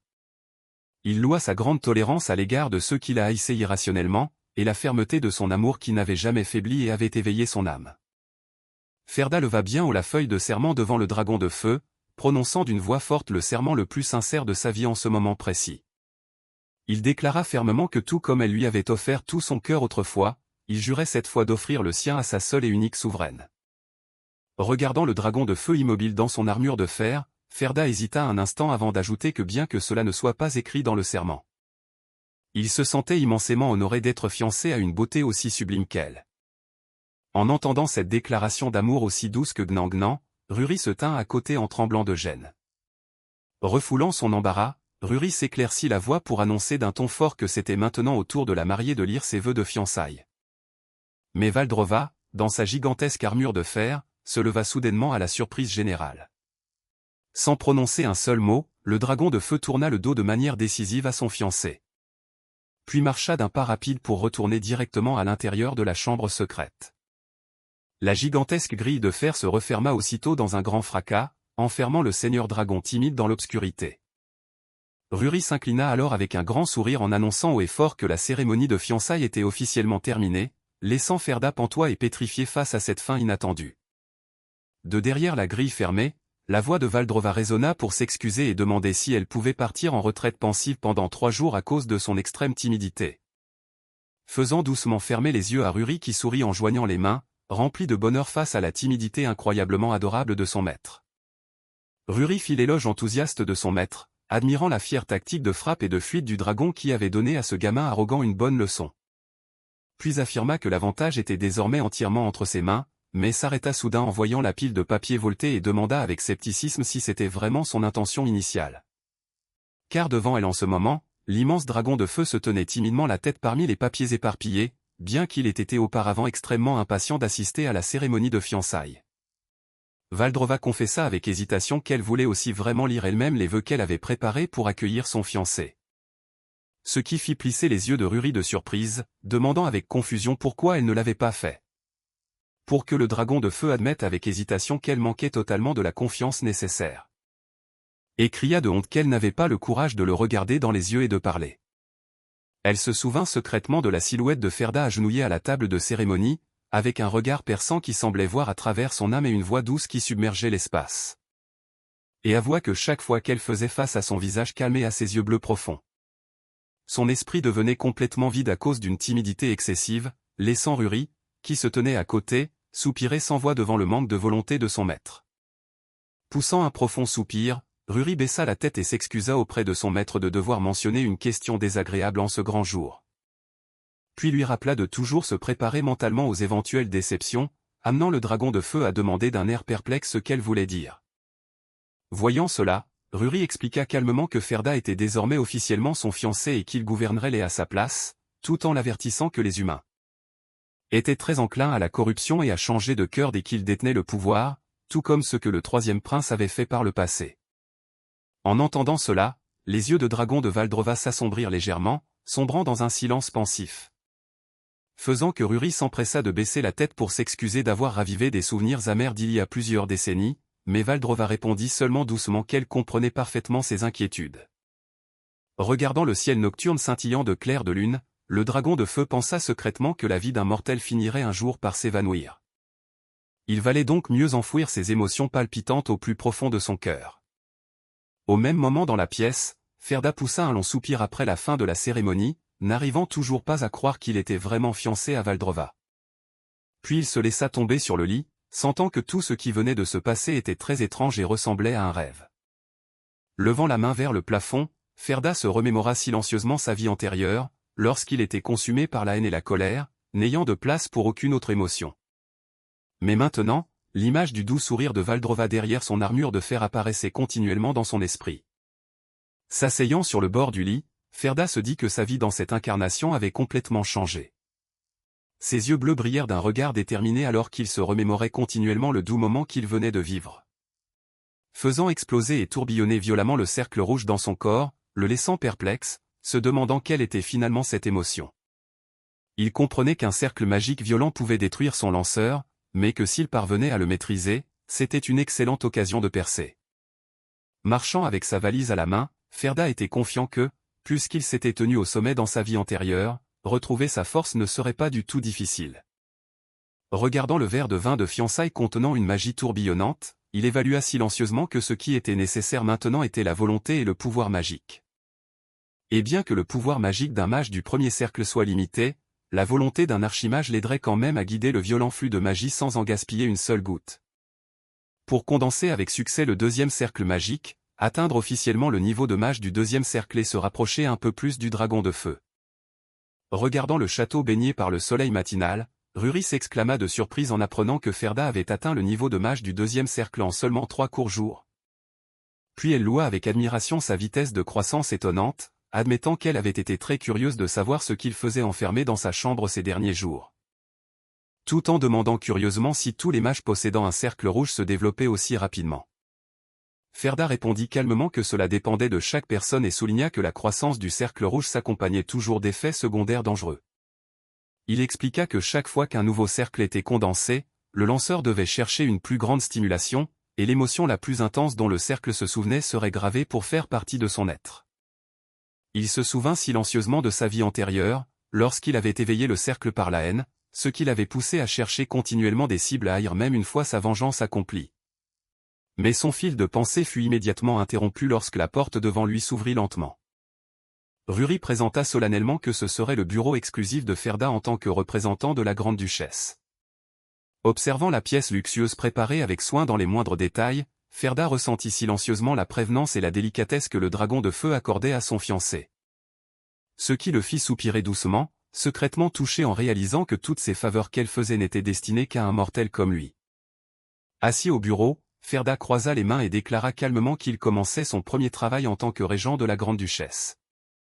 Il évalua que ce territoire semblait avoir été complètement négligé auparavant, car la grande-duchesse ne l'avait jamais géré directement.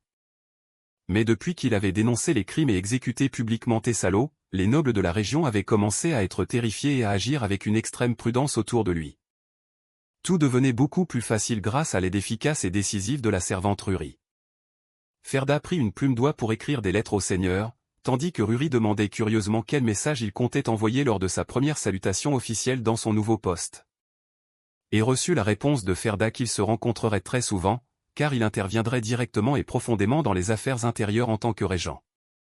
Dans la lettre, il avertit que si quelqu'un avait l'intention de s'opposer à cette décision, il valait mieux ne pas répondre, considérant cela comme le dernier respect qu'il leur accordait, puis apposa son sceau et signa Ferda Valdrova. Après avoir réglé le sort des nobles, le prochain problème auquel il devait faire face était la menace des bêtes magiques féroces. Ces monstres qui polluaient les terres cultivables par leur seule présence, poussant d'innombrables civils vers une mort tragique. Bien que la grande-duchesse Valdrova puisse réprimer seule les bêtes magiques de niveau catastrophe, sa force avait encore des limites car elle ne pouvait pas arrêter toutes les meutes de petits monstres cachés partout. Pour résoudre le problème de main-d'œuvre, Ferda affirma que la première chose à faire était de recruter des personnes talentueuses, amenant Ruri à demander curieusement s'il avait déjà quelqu'un en tête. Et immédiatement, il lui tendit nonchalamment un papier avec une liste de candidats prometteurs. Baissant les yeux sur la liste d'un regard dubitatif, Ruri lut à tour de rôle les noms inconnus tels que Cernel Marquis, Jed Swallow, et Shinna Filiaouelu. Fronçant les sourcils de confusion, Ruri demanda s'ils devaient vraiment aller chercher eux-mêmes le premier candidat sur la liste. Elle grommela quand la destination s'avéra être Escleia, la cité des érudits, juste pour traquer un érudit inconnu dont personne n'avait jamais entendu le nom. Marchant à grands pas dans la rue bondée, Ferda expliqua calmement que cette personne était un génie qui n'avait pas encore eu l'occasion de briller, malgré le scepticisme persistant de Ruri quant à son choix de n'importe qui pour diriger le gouvernement. Voyant Ruri insister pour savoir s'il venait d'inventer cette liste au hasard, Ferda le nia immédiatement et affirma que la collecte d'informations sur ces personnes lui avait pris beaucoup de temps. Car ses yeux bleus s'assombrirent légèrement alors qu'il se rappelait silencieusement le secret qui se cachait derrière. Il admit secrètement que cette liste était en fait sa liste de cibles d'assassinat dans sa vie antérieure, où il avait fouillé dans toutes leurs réalisations juste pour trouver une raison de haïr et d'exécuter sa vengeance. Quand dans son ancienne vie, il était trop occupé à haïr et à effacer frénétiquement le nom de chaque ennemi de ce monde. Ses yeux affichèrent un regard sombre alors qu'il se souvenait du temps où il devenait fou à chercher des cibles pour évacuer sa colère. Puis il soupira doucement, considérant cela comme de la pure paranoïa, tout en s'asseyant calmement avec Ruri sur un banc de pierre au milieu de la place pour discuter de la façon de trouver la trace de cet érudit. Soudain, la voix joyeuse et marchande d'un vieux commerçant retentit, accueillant le jeune maître et l'adorable petite fille qui l'accompagnait. Il frappa dans ses mains pour attirer le client avec empressement, présentant ses douces brochettes de fruits confits qui se vendaient très bien aux étudiants de l'académie. Profitant de l'occasion, Ferda s'avança pour demander si les diplômés s'arrêtaient souvent par ici, et reçut une confirmation très confiante du vendeur de bonbons. Ferda posa d'autres questions sur l'identité de l'érudit portant le surnom de Débraillé, amenant Ruri à côté de lui à plisser les yeux avec perplexité devant ce nom étrange. Ce qui fit que Ruri pointa immédiatement du doigt pour le menacer, de peur qu'il n'amène une personne sale au château, tandis que le vieux commerçant s'exclamait que ce surnom était en fait extrêmement célèbre ici. Voyant que le vendeur de bonbons commençait à quémander et à utiliser l'excuse du commerce pour avoir la mémoire floue, Ferda demanda nonchalamment le prix et on lui répondit 5 pièces pour 3 brochettes. Puis n'hésita pas à sortir son portefeuille pour acheter les 3 brochettes, bien que Ruri à côté de lui ait chuchoté qu'une seule brochette suffirait. Réalisant l'action attentionnée de Ferda en achetant des bonbons pour elle, Ruri cligna des yeux avec perplexité, ses joues rougissant légèrement dans une surprise indescriptible. Le vieux commerçant, rayonnant de joie, remit en main propre 3 brochettes de fruits brillants enrobés de sucre aux 2 personnes. Ce qui fit immédiatement briller les yeux de dragon de Ruri, son visage montrant une surprise et une excitation évidente qui ne pouvaient être cachées. Voyant Ferda commenter nonchalamment qu'il ne s'attendait pas à ce qu'elle aime ses douceurs, Ruri rétorqua timidement que ce n'était qu'un stratagème de pot de vin pour obtenir des informations précises. Regardant la servante mâcher bruyamment le bonbon tout en révélant des expressions faciales enfantines, Ferda réalisa silencieusement qu'elle n'était pas du tout aussi impassible qu'il le pensait. Les deux continuèrent à marcher ensemble dans la rue, Ferda observant silencieusement Ruri appréciant joyeusement la douce friandise. Jusqu'à ce que Ruri s'arrête soudainement, se retournant pour lui faire face avec une expression légèrement hésitante. Hésitant un instant, elle rougit et lui tendit une brochette de bonbons, demandant maladroitement s'il voulait y goûter. Regardant le ciel de la ville commencer à s'assombrir, Ferda prit la parole pour leur rappeler de se dépêcher pour ne pas rater l'occasion. Puis la conduisit dans une pièce sombre, éclairée uniquement par la lumière vacillante des bougies. À ce moment précis, un chaos inattendu se produisit lorsque l'érudit à lunettes, à l'allure débraillée, tomba à la renverse en panique au milieu de livres éparpillés. Regardant la pile de documents ruinés, l'érudit cria de panique et de désespoir car le travail de recherche qu'il avait minutieusement construit avait été complètement détruit. Parce qu'il était Bernel Marquis, celui qui était autrefois le meilleur major d'entrée à l'Académie Veritas, mais qui avait obtenu son diplôme comme un échec lamentable. Le jour même de la remise des diplômes, un collecteur de dettes l'avait effrontément pris par les épaules pour se moquer de son surnom de débraillé. Puis, avec ses sbires agressifs, l'a encerclé et a commencé à lui extorquer le remboursement de sa dette de manière impitoyable. Tragiquement, le seul bien que ce nouveau major possédait à sa sortie de l'école n'était rien d'autre que des dettes colossales. Ce qui le faisait continuellement poursuivre et menacer pour de l'argent sans un seul jour de paix. Dans le laboratoire sombre, Bernel s'agenouilla en tremblant pour demander une prolongation de délai, mais ne reçut en retour que la colère et les menaces cruelles de son créancier. Critiqué pour les cadavres de monstres puants dans la pièce, Bernel s'empressa de corriger qu'il ne s'agissait pas d'animaux ordinaires mais de bêtes magiques précieuses. Puis expliqua passionnément son projet révolutionnaire de recyclage des cadavres de bêtes magiques en pierre magique qui pourrait changer tout le continent, bien que le créancier l'ait carrément rejeté. Et l'obligea à répondre si cette grande recherche pouvait rapporter de l'argent immédiatement ou non, faisant admettre à Bernel avec timidité et hésitation que pour le moment, tout n'était pas encore rentable. Le chef des créanciers tira une bouffée de son cigare, retroussant ses lèvres avec mépris pour narguer Bernel d'être un naïf qui ne comprenait pas du tout les règles de fonctionnement du monde. Puis mit la main dans sa poche et proposa de lui ouvrir une porte de sortie pour rembourser sa dette s'il acceptait d'abandonner cette recherche inutile. Il ouvrit le cran d'arrêt dans sa main, forçant Bernel à utiliser son cerveau de génie de major pour fabriquer des armes afin de les vendre avec profit au lieu de s'obstiner dans des projets fantaisistes. Terrifié par la lame acérée, Bernel serra fort la pile de documents dans ses mains, suppliant en tremblant le créancier d'examiner ses autres propositions de projet. Cependant, la seule réponse à cette supplication fut un coup de couteau impitoyable cloué dans le sol de pierre juste à côté de lui. Accompagné du cri de colère du créancier, l'accusant de pousser délibérément le bouchon et de n'avoir absolument pas le droit de choisir dans cette situation. Bien qu'effrayé au point de transpirer à grosses gouttes, Bernel hésitait toujours et s'obstinait à ne pas se plier à cette demande cruelle. Puis il ferma les yeux et hurla qu'il ne pouvait absolument pas fabriquer d'armes létales et supplia qu'on lui donne une autre voie de survie. Perdant toute patience, le chef affirma froidement que les mots étaient inutiles et décocha un coup de pied impitoyable directement sur le pauvre érudit. Faisant que les sbires se précipitèrent pour le rouer de coups, le forçant à s'effondrer et à se tenir la tête, subissant les coups brutaux sur le sol de pierre froid. Aplati sur le sol pour encaisser les coups, Bernel supplia faiblement de ne pas être frappé à la tête et réalisa amèrement qu'il était sur le point d'être battu à mort. Quand soudain une voix calme s'éleva, exigeant qu'il s'arrête, faisant sursauter l'érudit qui leva les yeux écarquillés de surprise. Ferda et Ruri entrèrent tranquillement dans la pièce, remarquant calmement que le bruit et l'agitation de l'extérieur l'avaient aidé à trouver la bonne adresse. Il se tint fièrement face au collecteur de dettes, déclarant qu'il avait lui aussi des affaires à régler avec l'érudit effondré sur le sol.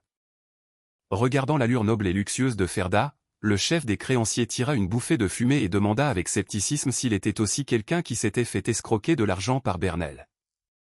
Entendant Ferda répondre par la négative, le créancier lui dit nonchalamment de faire la queue et d'attendre son tour, car il comptait battre Bernel juste assez pour qu'il puisse encore émettre un son.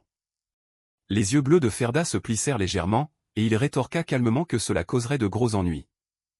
Car ce dont il avait besoin de cet érudit, c'était de son cerveau de génie et non de sa bouche.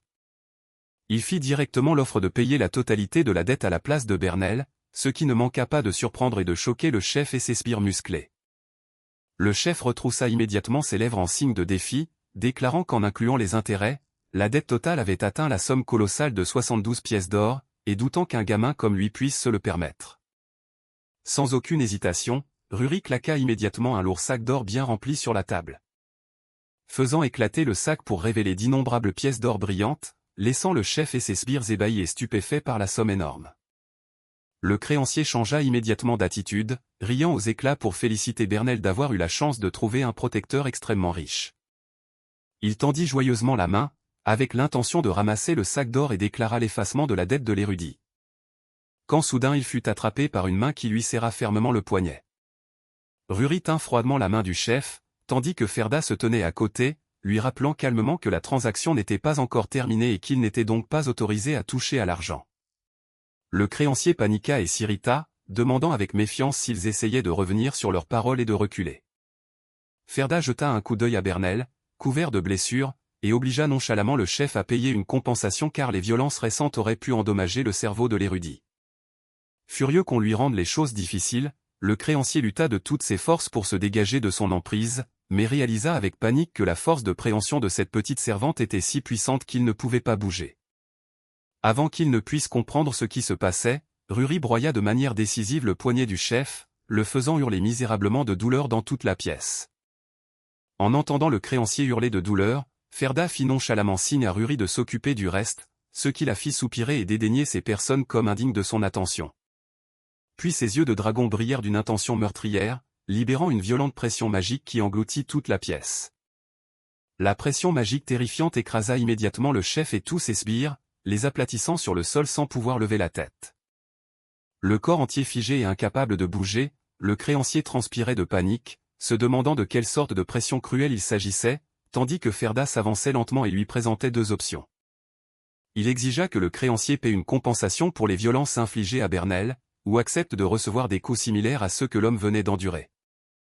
Et ajouta sarcastiquement qu'une personne avide d'argent comme lui n'hésiterait certainement pas à choisir l'option d'être battue. Immédiatement, des cris pitoyables résonnèrent dans tout le coin de la rue alors que la légère séance de coups commençait. Peu de temps après, les créanciers, le visage déformé, traînèrent leur corps pour fuir la pièce, laissant Ruri, qui s'essuyait calmement les mains avec une attitude extrêmement satisfaite. Reconnaissant pour cet acte inattendu de sauvetage de sa vie, Bernel exprima ses remerciements avec émotion et était désemparé, ne sachant pas comment rendre cette faveur. Puis repoussa doucement ses montures de lunettes fissurées, se présenta comme l'érudit Bernel Marquis et demanda timidement l'identité de ses deux bienfaiteurs. Se présentant calmement sous le nom de Ferda Valdrova, il fit sursauter et stupéfia Bernel en entendant le nom associé à la grande famille du Dragon de Feu. L'érudit se prosterna immédiatement et s'inclina à plusieurs reprises, demandant pardon de ne pas avoir reconnu l'époux de la grande-duchesse, tandis que Ferda le rassurait nonchalamment qu'il n'y avait rien à blâmer. Puis révéla franchement que la raison pour laquelle il avait pris la peine de venir ici était précisément pour son travail de recherche. En entendant Ferda exprimer son intérêt pour le recyclage des cadavres de bêtes magiques et promettre de fournir une source abondante de matériaux à l'Est, Bernel se leva précipitamment de joie. Puis s'agenouilla, joignant les mains avec émotion en l'entendant promettre de financer entièrement le projet s'il acceptait de déménager au château de Valdrova. Il s'engagea à tout fournir, des fonds et des installations jusqu'aux matériaux, ce qui fit que Ruri, qui se tenait à côté, ne put s'empêcher de murmurer son scepticisme face à l'anormalité de cet érudit. Cependant, la voix de Ferda s'assombrit soudainement lorsqu'il commença à poser sa condition d'échange. Qui était que Bernel devait utiliser ses recherches pour fabriquer des armes, ce qui éteignit immédiatement le sourire sur le visage de l'érudit. Il répéta le mot arme d'un air absent, le visage plein de confusion et de déception. Pour ensuite refuser résolument cette offre attrayante, affirmant que les armes n'apportaient que des massacres et qu'il souhaitait toujours protéger la paix de cette terre. Regardant un Bernel résolu, Ferda hocha calmement la tête, reconnaissant qu'il était vraiment une personne qui aimait beaucoup la paix. Mais il demanda d'une voix sévère s'il savait combien de villes et bêtes magiques qu'il utilisait comme matériaux avaient massacré à l'Est. Tout en soulignant que tous les 3 jours, la grande-duchesse devait se précipiter sur la ligne de front pour affronter des monstres géants capables de raser toute cette ville en un clin d'œil. Il mentionna avec compassion le fait que la grande-duchesse devait toujours risquer sa vie sur le champ de bataille rempli de dangers imminents. Tandis que ceux qui ignoraient la vérité continuaient à profiter avec insouciance de la paix obtenue au prix de son propre sang et de ses sacrifices. Ferda affirma qu'il avait besoin de quelqu'un pour fabriquer des armes afin de soutenir l'expédition, car c'était la seule façon de partager le lourd fardeau sur les épaules du dragon de feu.